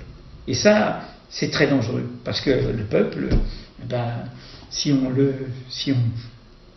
lui parle de haut, si on l'opprime, voilà, c'est vraiment, c'est créer de... Voilà, c'est oublier ce que nous sommes, quoi. Et justement, cette question de Mam sur Facebook, qui nous demande est-ce que ce rapport entre peuple et police, avec l'affaire qui vient d'arriver, peut remettre cette question-là au cœur du débat présidentiel entre candidats, parce que c'est une question qui n'était pas forcément abordée. On parle beaucoup du sujet d'immigration, de sécurité, de terrorisme, mais pas forcément de rapport autorité-peuple. Mais pendant tout ce quinquennat, on n'a pas assez parlé des questions qui concernent les gens. Questions qui concernent les gens, c'est évidemment la dignité, c'est évidemment le travail, c'est évidemment les libertés qui ont été mises, et puis voilà, faire confiance à la société. Ça m'a beaucoup choqué. Je vais vous rappeler un exemple. Vous savez, quand il y a eu les attentats terribles de novembre 2015, il y a eu cet état d'urgence en pleine COP 21. Cet état d'urgence qui a été un prétexte pour interdire des rassemblements, interdire des manifestations et mettre en résidence surveillée administrative des militants du climat. Mais attendez, la COP 21, vous savez, on est tous d'accord aujourd'hui, tous les partis politiques, sauf M. Trump, ce danger pour l'humanité, tout le monde dit voilà, que notre civilisation est en péril, que nous sommes une espèce qui met en péril non seulement sa survie, mais la survie du monde. Nous sommes l'espèce la plus destructrice de l'histoire animale. Voilà. Nous sommes l'espèce du vivant, la plus destructrice de l'histoire du vivant. Nous détruisons. Et donc, si nous ne prenons pas conscience, nous mettons, et les civilisations peuvent mourir, notre monde au bord du gouffre. La COP 21, qui a fait une superbe déclaration, insuffisamment suivie des faits. Et c'est bien l'enjeu aujourd'hui. Mais la COP 21, elle est née d'où? Elle est née de la mobilisation de la société. Ce n'est pas des dirigeants d'en haut qui ont dit il faut prendre conscience de ça. C'est pendant des années des militants, des gens qui ont fait pression. Il y a 10 ans, dans l'espace médiatique français, les climato-sceptiques, voire niant le réchauffement climatique comme Trump, avaient le haut du pavé. C'était eux qui parlaient. C'était eux qu'on écoutait. Donc il faut toujours faire confiance aux mobilisations de la société, les inciter, les mobiliser. Et vous voyez bien, j'en reviens à ce que je disais du danger de l'extrême droite. Quand il y a eu les manifestations sur la loi travail, il n'y a rien de plus essentiel pour le monde, pour la majorité de la population que son travail, sa seule richesse. Faire une loi sur le travail, sans consulter les gens, d'en haut, de manière autoritaire, sans délibération, sans consensus, ça rend caduque la loi déjà. Hein, parce que concerne vraiment, on n'a que notre travail. C'est notre seule façon d'avoir une retraite, d'avoir une transmission à nos enfants, etc. Quelle est la formation politique qui a tout de suite disparu? Le Front National, évidemment, qui a tout de suite dit il faut interdire ces manifestations, qui a tout de suite dit il faut être en guerre avec ce monde du travail. C'est le Front National. Pour vous, si le Front National serait au pouvoir, la démocratie serait en grand danger. Le Front National, c'est notre ennemi de toujours, l'ennemi de tous les républicains. Il est issu d'une famille idéologique qui est les tenants de l'inégalité naturelle. Dans vos propos, vous avez, et c'est certains commentaires qui reviennent depuis tout à l'heure, des points de convergence, notamment avec Monsieur Mélenchon. C'est ce que certaines personnes nous disent. Est-ce que vous partagez cet avis? J'ai des points de convergence, je pense, avec tous les tenants d'une république démocratique et sociale. La 6ème République? Voilà. Moi, je ne suis pas de ceux qui sont acharnés à lui donner un numéro. Et la 6ème République, je le rappelle, n'a pas de propriétaire. Il y a eu une convention pour la 6ème République dont le président Paul Aliès, elle existe depuis 20 ans, est un contributeur régulier de Mediapart. Je signale qu'il vient de faire un superbe livre qui s'appelle Le rêve d'autre chose. Le rêve d'autre chose, changer de République ou changer la République, qui est à partir de toutes ses contributions sur Mediapart. Donc moi, Mediapart ne peut pas être identifié à un candidat. Hein. Mediapart est un journal indépendant, est un journal qui a un public divers, varié, est un journal qui est à la fois un journal et un club. Donc nous, on produit des informations, des analyses, mais surtout des informations, et puis nos lecteurs en discutent, et puis parfois ils ne sont pas d'accord, ils critiquent, etc.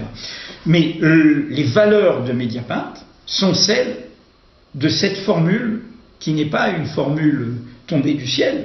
Il a fallu un siècle pour qu'elle soit dans la Constitution française. La République démocratique et sociale. C'est-à-dire quoi? Ça veut dire que c'est la République du droit égal pour tous, sans distinction d'origine, de sexe, d'apparence, de croyance. C'est essentiel. Ça veut dire que la question de la vitalité de la démocratie, la possibilité de manifester, la possibilité de s'exprimer, la possibilité d'avoir accès à des médias indépendants, la neutralité du numérique, que ce ne soit pas les gros groupes. Ça vous choque justement de voir des Bolloré, propriétaires d'ITélé, Drahi c'est tout mon combat. On a créé Mediapart parce qu'on était en train de perdre la bataille. Donc il fallait se réveiller. Et il fallait montrer que nous, journalistes, en faisant du journalisme indépendant, on pouvait créer de la valeur, créer des emplois, et bousculer et réveiller tout le monde, et inciter des gens comme vous, d'autres, à eux-mêmes se lancer dans l'aventure. Comme le combat des salariés d'ITélé, pour vous, il était digne. Mais bien sûr, et j'étais d'ailleurs sur Explicit, là, ce qu'ils ont créé lundi dernier. Donc bien sûr que il faut se battre, il faut se battre. Nous sommes dans ce moment-là, nous sommes dans ce risque de la régression. Et dans ce risque de la régression, je le dis, bien sûr qu'il y a la question sociale, bien sûr il y a la question des dominations, des impressions, des oppressions, des inégalités. Mais pour moi, nous n'avons qu'une seule arme, y compris pour faire valoir la question sociale. C'est la radicalité démocratique. Nous sommes dans un moment très particulier où on s'aperçoit que la démocratie c'est fragile, que la démocratie ça peut être brutalisé, que la démocratie ça peut régresser. Regardez toutes les régressions sur des libertés fondamentales récemment en France. Et donc dans ce moment-là, plus que jamais, il faut réenchanter l'idéal démocratique, lui redonner une consistance. Pour moi, aujourd'hui, vous m'avez posé une question sur Mélenchon, je dis les choses tout simplement. Pour moi, aujourd'hui, tous ceux qui se disent pour une 6e République ou une nouvelle République démocratique, avec de la proportionnelle, avec un président qui ne décide plus tout seul, avec une constituante qui va elle-même décider ce qu'on va devenir, eh bien tout cela devrait se mettre d'accord. Pourquoi? Parce que c'est pas eux. Attendez, ils disent élisez-moi sur mon programme, mais je suis désolé si je les écoute. Ils veulent une 6e République, donc une constituante. Mais après c'est pas leur programme, c'est l'Assemblée qui va faire le programme. Leurs copains viendront défendre leurs idées, mais ils feront confiance à l'Assemblée. Moi, le président de mes rêves aujourd'hui, ce serait le président qui dit voici mes 5 urgences que je mettrai en pratique au moment de l'élection. Une urgence démocratique sur les institutions, une urgence sur la jeunesse, une urgence sur le travail et le social, une urgence sur l'écologie et une urgence diplomatique sur le monde. Voilà les 5 actes que je prendrai tout de suite en tant que président. Le premier était de rendre la démocratie. Et ça, je le ferai dans l'espace avant les législatives. Et je dirais, voici les valeurs sur lesquelles je fonde mon quinquennat, sur lesquelles vous m'avez élu, mais la façon d'exécuter tout cela, la façon de le mettre en œuvre, ce n'est pas moi qui le décide, c'est cette constituante, plus pluraliste, avec une part de proportionnel, etc. Et c'est elle qui fera. Parce que pourquoi je vous dis ça? Ça fait 41 ans, j'en ai vu des présidents dire et critiquer le présidentialisme. Et notamment à gauche, François Mitterrand et François Hollande. Et je les ai vus, à peine élus, être plus faibles que les institutions. C'est les institutions qui gagnent. Tout de suite être dans l'hubris du pouvoir, dans l'hubris de sa verticalité. Il n'y a pas de sauveur suprême, il n'y a pas d'homme providentiel. Nous ne pouvons avoir confiance qu'en d'une dynamique collective. Et donc, moi, j'attends, en fait, que dans ce moment d'urgence, regardez, il y a Trump, regardez, il y a les désordres du monde, il y a des défis, il y a l'extrême droite en embuscade, ou la droite extrême en embuscade, et bien que ceux qui veulent sincèrement nous rendre la possibilité de construire nous-mêmes notre avenir par une assemblée constituante, s'entendent, et qui disent, on a des désaccords, ok, mais comme justement, c'est aucun d'entre nous qui va décider tout seul, il faut les prendre au mot. Donc, si vous avez des désaccords, les désaccords se régleront à l'Assemblée constituante. D'abord, rendez-nous le pouvoir. C'est ça qu'il faudrait faire. C'est très drôle parce que une candidate l'a dit c'est la candidate issue du numérique. Elle va peser peu, je ne pense pas qu'elle aura ses parrainages. C'est Charlotte Marchandise, issue de la primaire.org. Elle est venue chez nous, mais elle a dit, attendez, je ne comprends pas. S'ils veulent nous rendre le pouvoir, ils nous disent, voilà comment on va rendre le pouvoir, et ça c'est le levier qui va nous permettre d'agir. C'est pas voter pour tout mon programme. Le programme, il sort du cerveau de quelqu'un tout seul, ou d'un petit groupe qui l'entoure, alors que la réalité est compliquée. Alors qu'on est intelligent à plusieurs, rendons le pouvoir à une assemblée authentiquement délibérative. C'est ça qu'il faut faire. Alors on a plusieurs personnes dans les commentaires qui disent pourquoi pas Edoui Plenel président. Est-ce que justement vous avez beaucoup d'idées, beaucoup de convictions, ça vous a jamais donné l'idée de passer au-delà du journaliste, mais aussi de celui qui aimerait proposer ses idées pour changer la politique en France? Parce que vous êtes un homme de conviction, vous l'exprimez depuis tout à l'heure dans ce direct et on vous connaît pour ça. Pourquoi ne pas franchir le pas vers une candidature, pas forcément en 2017, mais un engagement politique? Non, j'ai eu des engagements de jeunesse, je suis de ma génération, de 68 et de l'après, et je suis resté fidèle à la dimension, je dirais, à la fois démocratique, sociale et internationaliste de ce moment-là. Et par ailleurs, j'ai fait de mon métier un engagement. Je ne pense pas que le journalisme soit neutre. Le journalisme, il a une ligne professionnelle, ce que j'ai dit, et on peut être un très bon journaliste au Figaro ou ailleurs, si on est au rendez-vous de cette ligne professionnelle, ce que j'ai dit, produire des faits d'intérêt public, des vérités de fait. Mais je pense qu'on est tous, tout où qu'on soit, on est au cœur d'un enjeu démocratique essentiel, qui est une valeur pour la démocratie. Un média ne peut pas être neutre pour vous, c'est-à-dire qu'on peut dire, valeur actuelle c'est l'extrême droite, certains diraient Mediapart c'est la gauche, d'autres diraient Libération. Nous on est vu plutôt à gauche, je dirais plutôt que vous l'avez entendu, est-ce que vous radicalement démocrate. Voilà. Mais vous démentez cette image, vous voulez vous en défaire de l'image que certains vous disent d'être un média plutôt à gauche, ou c'est quelque chose qui vous dérange pas plus que ça finalement? Peu importe comment on nous voit, parce que ce que je vois, c'est que notre progrès, nous avons des lecteurs aujourd'hui de tous horizons. Et ils ne nous lisent pas à cause de nos positions. Ils peuvent penser par eux-mêmes, ils n'ont pas besoin de nos positions pour penser. Ils nous lisent à cause de nos informations. Et je peux vous dire que nous faisons des informations qui dérangent une partie du grand business, eh bien le grand business il nous lit, parce qu'il aime savoir ce qui se passe chez l'adversaire. Nous faisons des révélations sur le Front National. Je peux vous dire qu'il y a des militants du Front National qui s'intéressent à nos révélations.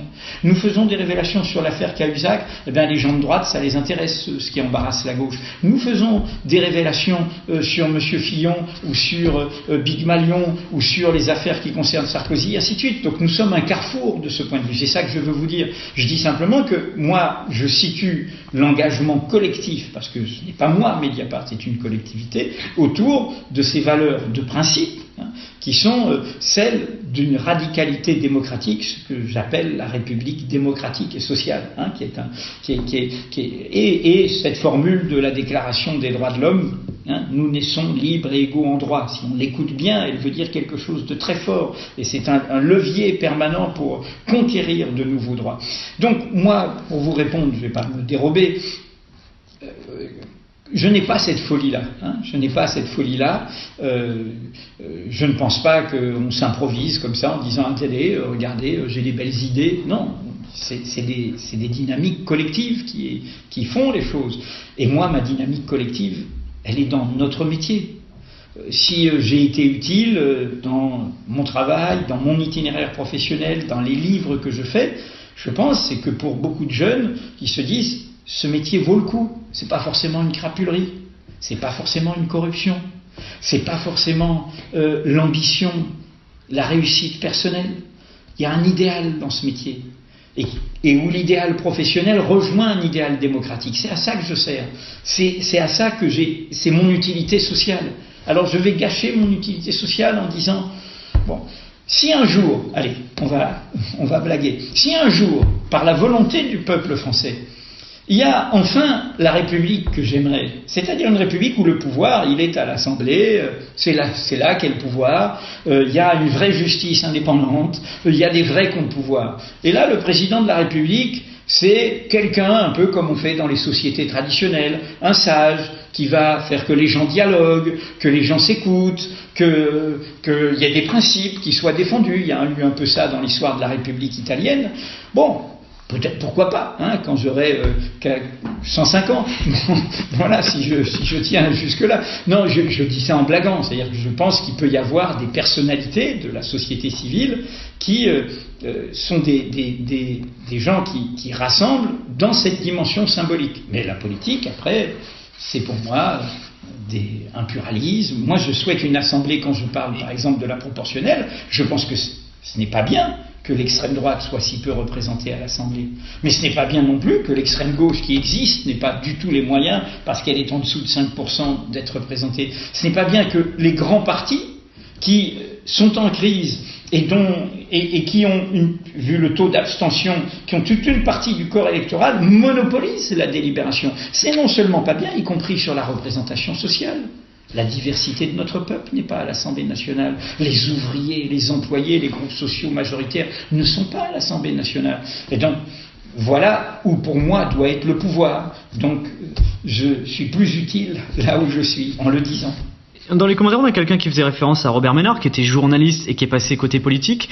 Qu'est-ce que vous pensez de l'engagement, justement, de journalistes qui, eux, franchissent le pas? Dernièrement, c'était le cas de Laurent Saïm, qui vient de rejoindre la campagne d'Emmanuel Macron. Il y en a eu d'autres, hein. Il y a eu une journaliste qui avait rejoint François Fillon, qui était du Figaro, quand il était Premier ministre. Il y a eu une journaliste du Point qui a rejoint Nicolas Sarkozy. Il y a eu ça sous François Mitterrand et tout. Ben justement, je vais dire plus durement alors ce que j'ai dit me concernant. Je pense que c'est pas bien. Je pense qu'il vaut mieux. Ils ont le droit, hein, chacun fait son chemin. Mais je pense que ça donne l'image que notre métier est dans une complicité avec le monde politique. Hein. Alors, je pense que s'agissant de ma personne, les gens posent la question justement pour un changement de la vie politique. Mais bon, quand on a couvert Matignon et qu'on se retrouve attaché de presse de Matignon, quand on a couvert l'Élysée et qu'on se retrouve attaché de presse de l'Élysée, ça met le doute sur comment ça se passait avant. Ça met le doute sur la relation avec le pouvoir. Et on peut pas faire machine arrière après pour vous que, par exemple, imaginons Laurent Saïm qui s'engage aujourd'hui pour Emmanuel Macron. Emmanuel Macron n'est pas président et Laurent Saïm se dit je veux être à nouveau journaliste. Vous pensez qu'elle serait crédible à nouveau? Chacun fait comme il veut. Mais je mets à part en revanche un nom que vous avez cité. Robert Ménard n'a d'abord jamais été vraiment journaliste. Robert Ménard a créé cette organisation Reporters sans frontières qui lui a donné une identité de quelqu'un qui se battait pour les droits des journalistes. Il n'a jamais fait de vrai journaliste de terrain et tout. Des Reporters sans frontières, et les gens de Reporters sans frontières se mordent les doigts de ne pas avoir trop résisté à ça, il avait ce côté avec une indéniable énergie, mais c'était son aventure personnelle. C'était lui, Reporters sans frontières. Et ce métier était pour lui, qu'il défendait, qu'il ne pratiquait pas, c'était son aventure personnelle. Il était dans un itinéraire, il était fou de lui-même. Et dans cette folie, eh bien, l'époque est celle-là, hein, c'est une époque où ça dérive beaucoup. Et il est passé du côté obscur de la force, comme on dit dans Star Wars. Il est passé du côté de la haine, du journalisme. Du journalisme. Ce qui fait à Béziers. Mais c'est un scandale par rapport à tout ce qu'il a défendu quand il était à Reporters sans frontières. Il utilise le bulletin municipal pour faire sa propagande. Il violente la presse locale. Il refuse de parler aux journalistes qui critiquent. Il fait un modèle un contre-modèle par rapport aux valeurs de liberté de l'information. Donc il a trahi ce qu'il a défendu. Il a profondément trahi, piétiné. Et pour nous, notre profession, c'est évidemment une réflexion qu'on doit avoir. Le journalisme, pour moi, et là on rejoint, quand vous me disiez, c'est pas une aventure personnelle, le journalisme. C'est une histoire collective. On a des personnalités, et il vaut mieux avoir des personnalités, du talent, de l'expression, de la diversité, des gens taiseux, des gens bavards, des gens plus une enquête froide, des gens plus du reportage. Heureusement qu'il y a cette diversité, sur fond, je l'espère, de règles précises, recoupées, sourcées, documentées et tout. Mais ce métier est trop important pour qu'on en soit le seul juge. Hein? Je fais les questions et les réponses, je fais tout seul, c'est mon aventure. Non. Un journaliste, pour moi, c'est un atelier. Et qu'est-ce que vous pensez du journalisme indépendant, qui est très difficile à faire, et surtout d'un point de vue économique, parce que moi j'en connais beaucoup, pour pouvoir vous le dire, ils sont pas forcément respectés par les grandes rédactions. Nous, on en fait travailler beaucoup. Dans le sens où aujourd'hui, des photographes se font piquer leurs photos gratuitement, leurs images. Comment on encourage aujourd'hui le journalisme indépendant qui est quand même important? En le payant bien. Ce que nous faisons, nous faisons beaucoup d'opérations, que ce soit sur le photojournalisme, que ce soit ce que je vous ai raconté, ce collectif Stop Impunity sur les crimes sexuels pendant les conflits guerriers, qui a fait des révélations terribles sur l'Irak, sur la France en Centrafrique, etc. Il faut aller lire ça sur Mediapart. Stop Impunity, c'est vraiment un collectif. C'est-à-dire que ce soit donc des photoreporters, je l'ai dit, que ce soit beaucoup de jeunes enquêteurs qui travaillent régulièrement pour Mediapart. Donc vous encouragez par exemple un photographe, voilà, on rémunère toujours la photo. Nous on a inventé ce qu'on appelle les portfolios, justement. C'est-à-dire qu'on dit à un photographe, dans ce monde où l'image est partout, et où elle peut être abîmée, puisque chacun peut prendre des images, le photographe c'est un regard. Et donc le portfolio c'est un photographe qui publie 15, 20 photos avec ses légendes comme une histoire. Mais on a fait plus.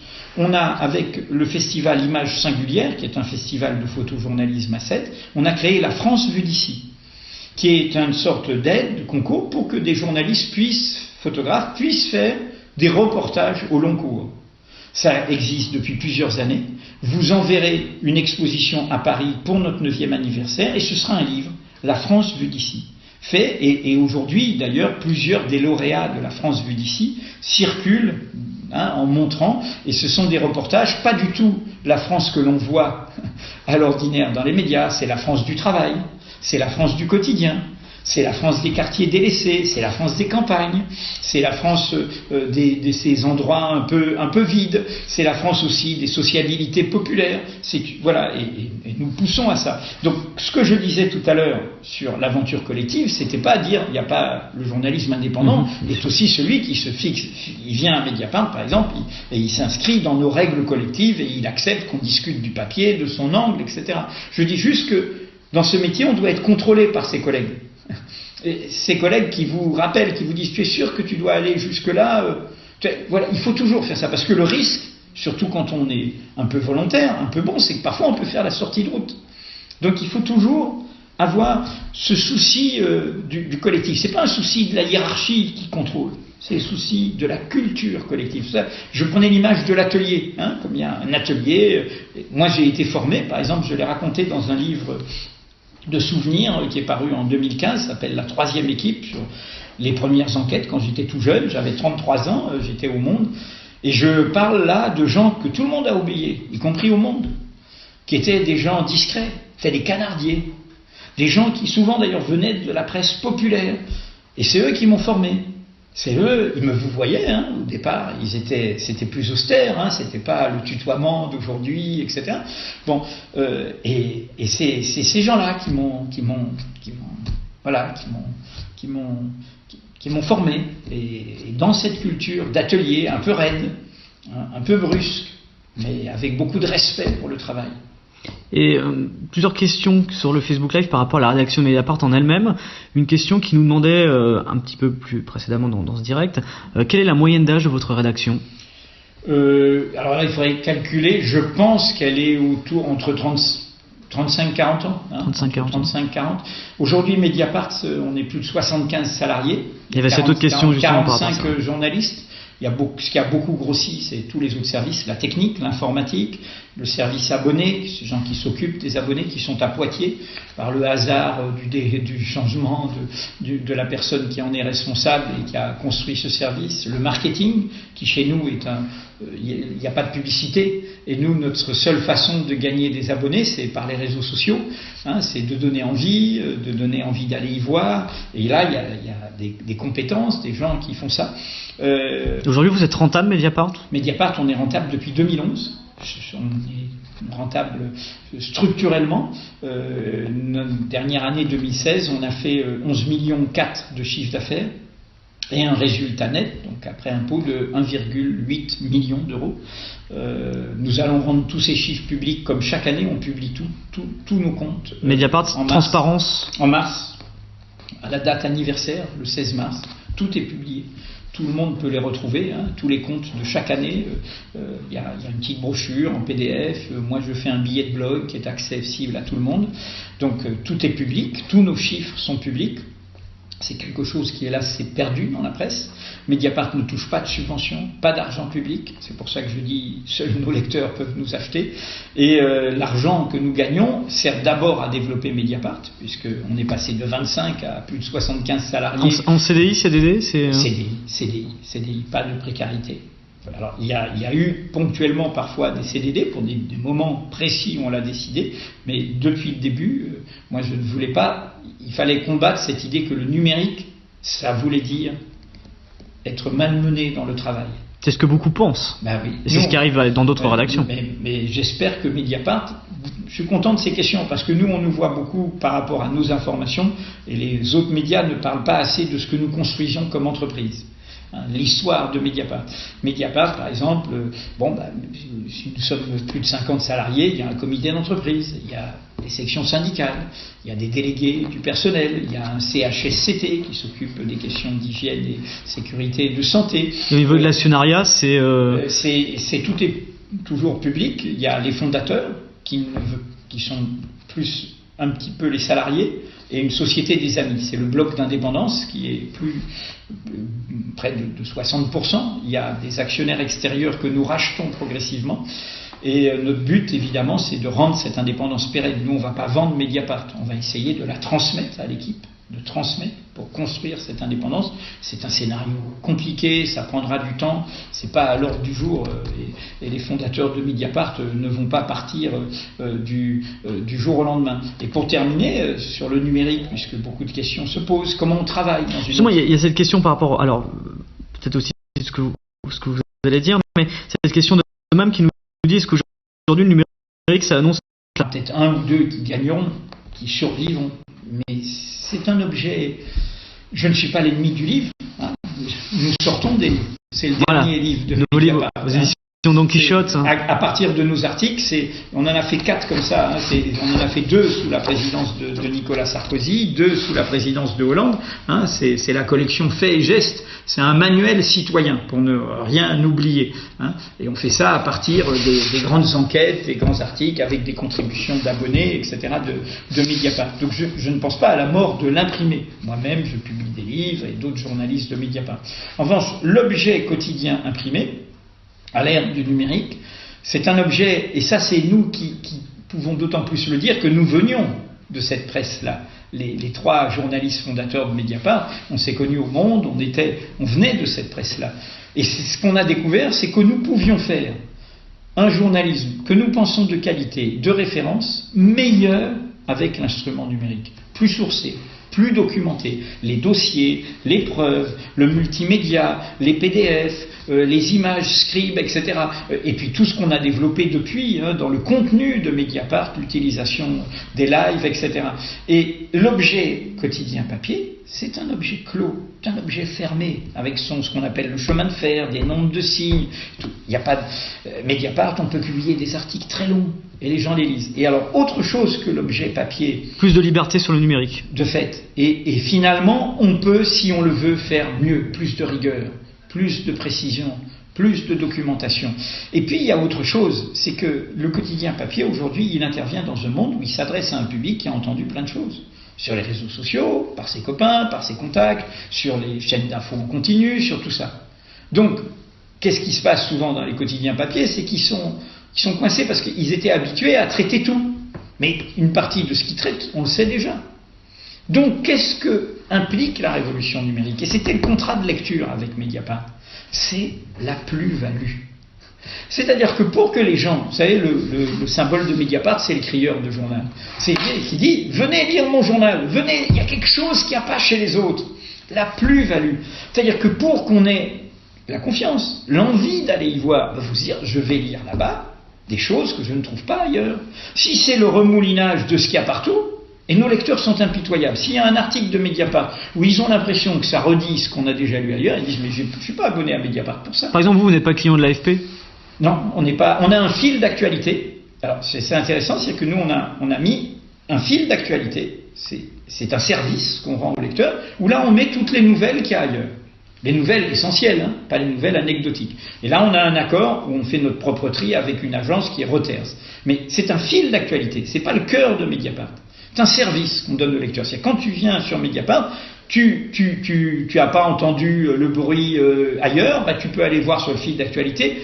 Mais dans ce fil d'actualité, c'est ce sur quoi nous n'avons rien de plus à ajouter. Parce qu'aujourd'hui, on a un problème qui est souvent évoqué par les lecteurs, que je lis beaucoup sur les réseaux sociaux. Enfin, je parle pas de Mediapart, mais de façon générale. Vous reprenez les brèves de l'AFP, vous faites copier-coller, vous le mettez sur votre site. Est-ce que pour vous, c'est un danger du journalisme, ce genre de choses? Bien sûr. Mais en plus, entre nous, ça date pas du numérique. Dans la presse papier de qualité, au monde, on avait un tour de bête pour faire les dépêches, bâtonner les dépêches, bâtonner les brèves. Pas les dépêches, justement, les brèves, les petites nouvelles brèves. Et donc on recevait, c'était un vieux monde, ça descendait dans des tuyaux, on avait découpé, c'est tombé des téléscripteurs, des dépêches d'agence. Et il fallait faire des brèves, parce qu'il n'y avait pas les infos en continu, il n'y avait pas, etc. Donc il y avait une info qui tombait. Mais dans la mesure du possible, si on pouvait donner des coups de fil, on donnait des coups de fil. On passait du temps sur la dépêche elle-même. Pour vous, le journaliste ne doit pas reprendre en copier-coller, mais doit vérifier aussi derrière. Il y avait même une formule, je l'explique dans ce livre, La troisième équipe, qui va du papier au numérique et inversement. On disait bâtonner les dépêches. Alors pourquoi bâtonner? C'est parce qu'il y a une vieille formule quelqu'un qui a incarné une forme d'exigence du journalisme qui s'appelait Charles Péguy, qui est mort à la guerre de 14, et il faisait l'éloge en fait du bâton de chaise. C'est-à-dire, il disait que quand on fabrique une chaise, sa mère était rempailleuse. Et il disait une chaise, le bâton de chaise, ça doit être bien fait, bien usiné, bien poli et tout, le bâton de chaise. Et le fondateur du Monde était de cette culture-là, et il disait, voilà, on peut passer une matinée sur une dépêche. En quelques mots, qu'elle soit formidable, rigoureuse, qu'il n'y ait pas un mot de plus, qu'il n'y ait pas une faute de syntaxe, qu'il n'y ait pas une erreur sur l'écriture du nom, qu'il y ait le département, qu'il y ait le pays, qu'il y ait toute la précision. Et justement, vous avez quoi comme vision sur les chaînes d'information continue qui sont justement dans le direct toute la journée, qui du coup n'ont pas forcément toujours le temps de prendre le recul? C'est leur problème, parce que je pense qu'au bout d'un moment, elles perdent le sens. C'est comment on donne du sens. Notre métier, c'est de donner du sens. C'est pas d'accumuler, où aujourd'hui efface hier, sera effacé par demain, c'est l'oubli, et du coup trop d'infos tue l'info. On est perdu, on est égaré, comme dans la forêt vierge. Parce qu'il y a des lianes partout, ça n'arrête pas de pousser. C'est ça le numérique. Il y a des liens, il y a toutes sortes de choses qui vous tombent dessus. Et donc il faut à un moment se poser, dire quel chemin je prends, quel est mon journal de qualité, de référence. J'ai souvent pris cette formule face au numérique, parce qu'il y a les gouvernants et les pouvoirs qui veulent normaliser aussi le numérique. Ils veulent mettre des barbelés, ils veulent mettre des miradors, ils veulent mettre des autoroutes, ils veulent mettre du béton. Alors je prends l'exemple de la forêt vierge. Dites-nous, voilà, la forêt vierge. Forêt vierge, c'est merveilleux. Il y a des espèces rares, il y a des trucs formidables, il faut regarder, il faut observer. Mais dans la forêt vierge, il peut y avoir des monstres, il peut y avoir des bêtes sauvages, il peut y avoir des pièges, il peut y avoir des serpents venimeux, il peut y avoir, etc. Alors, il y a deux attitudes. Il y a ceux qui disent, on va raser la forêt vierge, on va la dominer, on va mettre, ce que je disais, des miradors, des barbelés, on va contrôler, on va empêcher cette liberté et cette créativité de la forêt vierge. Puis il y a ceux dont je suis qui disent non, on va être compatible avec cet écosystème. Mais on ne va pas être naïf. On va faire des clairières où on se pose, où tout d'un coup on sait quelle heure il est, parce que si on laisse le plafond végétal, on ne sait pas s'il y a du jour, de la nuit, et du coup on est comme des lapins pris dans les phares. On se pose, on discute ce qu'on fait là actuellement, grâce au numérique. Je ne sais pas depuis combien de temps on parle. 1h45 et il y a beaucoup de questions, beaucoup de gens qui nous regardent et c'est vrai que c'est passionnant de pouvoir parler avec vous. Donc on se pose, on prend le temps de se poser. Et finalement, j'ai l'occasion de dire des choses que dans aucune émission de médias traditionnelle, encore moins une chaîne d'infos en continu, j'ai le temps de dire. Et donc justement, c'est bien. Pour vous, les nouveaux médias numériques comme Brut ou d'autres qui viennent de se lancer. Si on retient bien tout ce que j'ai dit avant, c'est-à-dire à quoi sert notre métier, sa finalité démocratique, comment il a un seul maître, le public, comment ce public doit lui-même prendre conscience de l'exigence de qualité démocratique. Et il ne peut pas lui faire n'importe quoi. Je rappelle ça parce que nous, à 136 000 abonnés, il y a une charte éditoriale à Mediapart et il y a des débats sur la modération. On ne peut pas se permettre d'insulter, on ne peut pas se permettre de répandre une fausse nouvelle, par exemple. Non, fausse nouvelle, dehors, parce que fausse nouvelle, non. Hein. Il n'y a pas le vrai, le faux, ça se vaut. Non. Et donc toutes ces questions-là, c'est aussi, comment dire, nous devons être capables de nous saisir de cette révolution formidable, de cette révolution technologique, de cette révolution industrielle, pour fonder un nouvel âge démocratique, qui soit meilleur, qui nous élève. Au début de Mediapart, j'avais repris une formule d'un écrivain, qui est un des écrivains français du XXe siècle les plus lus à l'étranger, Albert Camus, l'auteur de L'Étranger, de La Peste, hein, qui venait d'Algérie et qui a été un grand résistant. Et jeune résistant, il fonde avec d'autres à la Libération de Paris un journal qui s'appelle Combat. Et nous, on a repris ça, notre premier manifeste s'appelait Combat pour une presse libre. Et il dit une formule que j'adore. Déjà, il disait il faut que la presse soit libérée des puissances de l'argent, il faut un journalisme d'idées. Il ne voulait pas dire d'opinion et de commentaires, il voulait dire un journalisme qui donne du sens, qui permet de comprendre.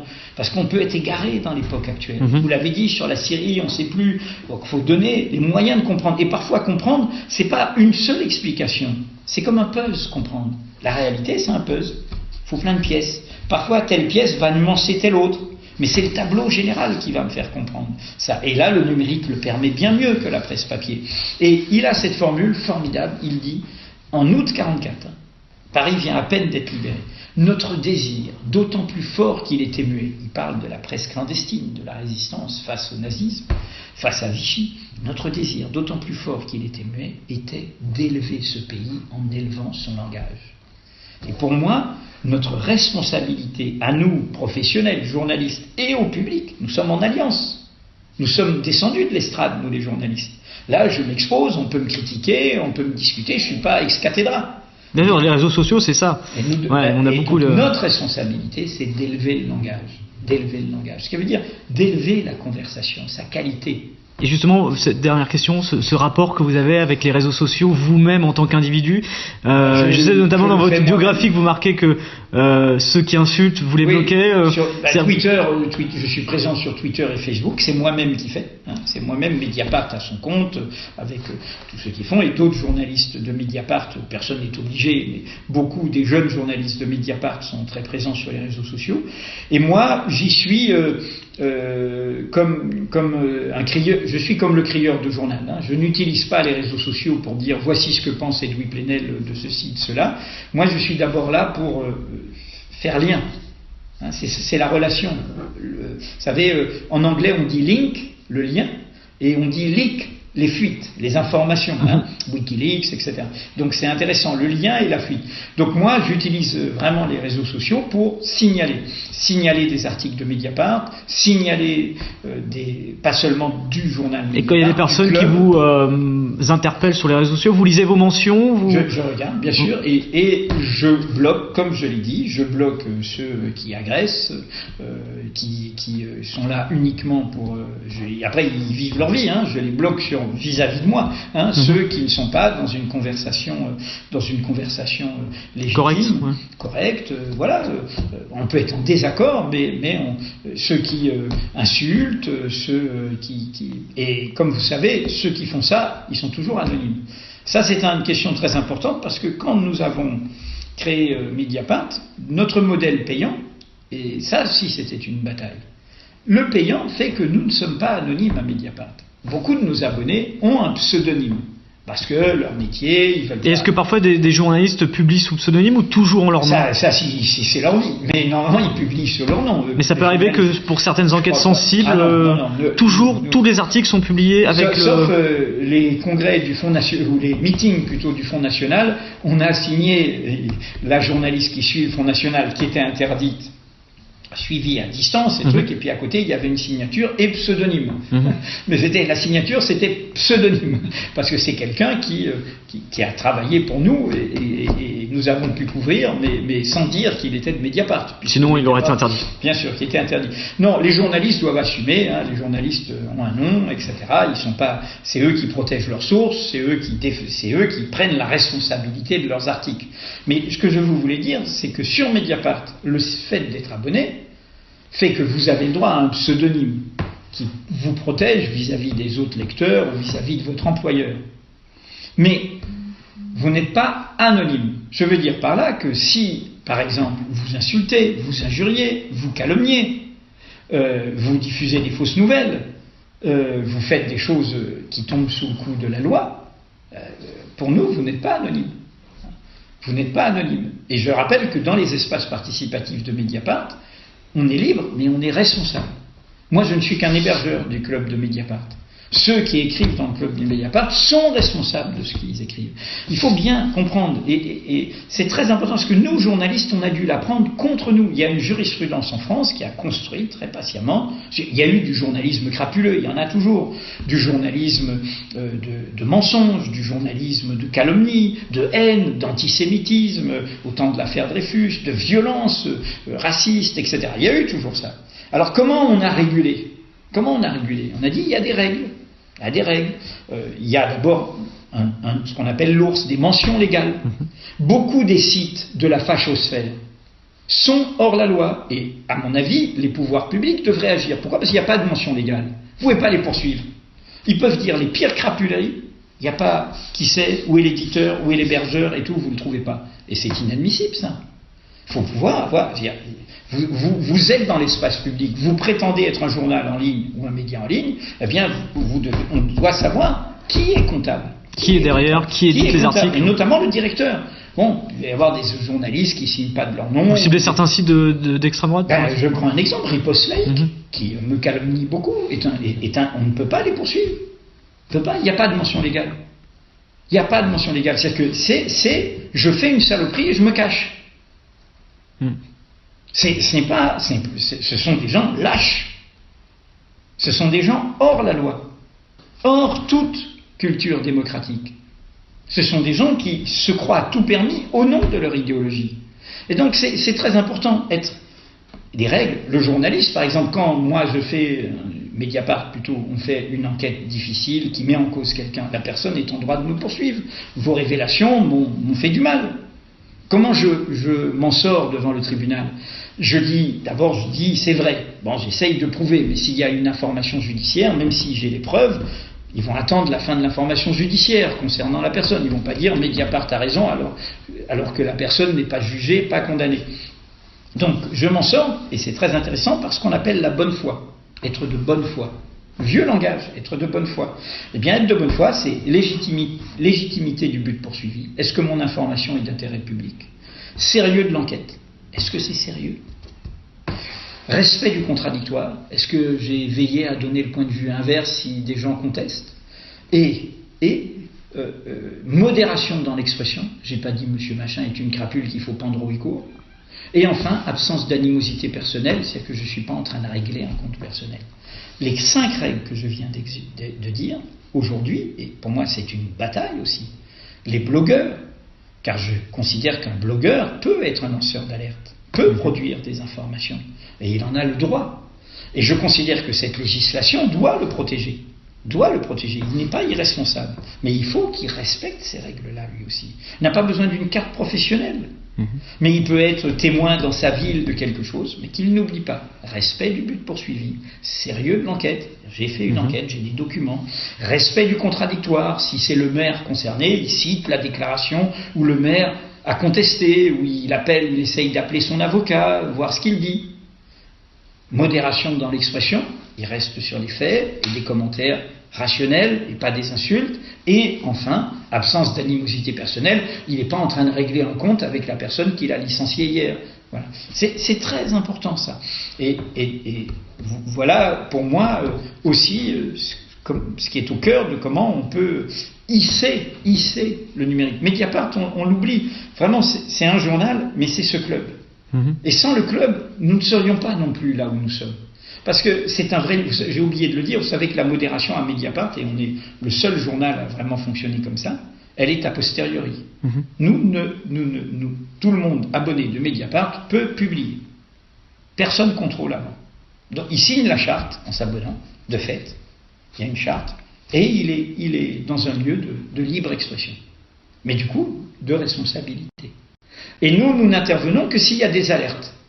Que peuvent faire y compris des lecteurs non abonnés, qui nous disent là il y a un contenu qui viole la charte. Et nous n'intervenons qu'à posteriori. Donc nous donnons une très grande liberté.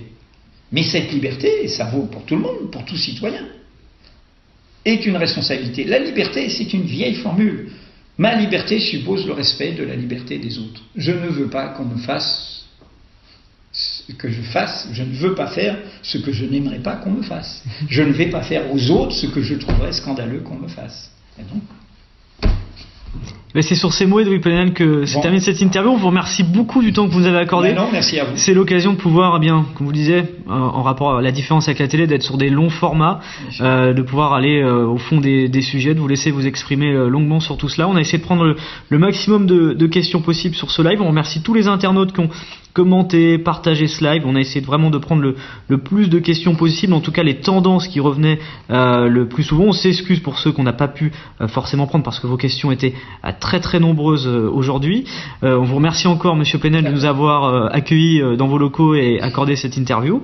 Et puis on se retrouve très vite sur Brut, votre nouveau média en ligne d'actualité. De nombreux sujets à suivre, de nombreux directs sur l'actu, des interviews. Bref, la campagne présidentielle et l'actualité en général, ça se passe sur Brut et on se retrouve très vite. Merci de nous avoir suivis. Très très bonne journée à tous.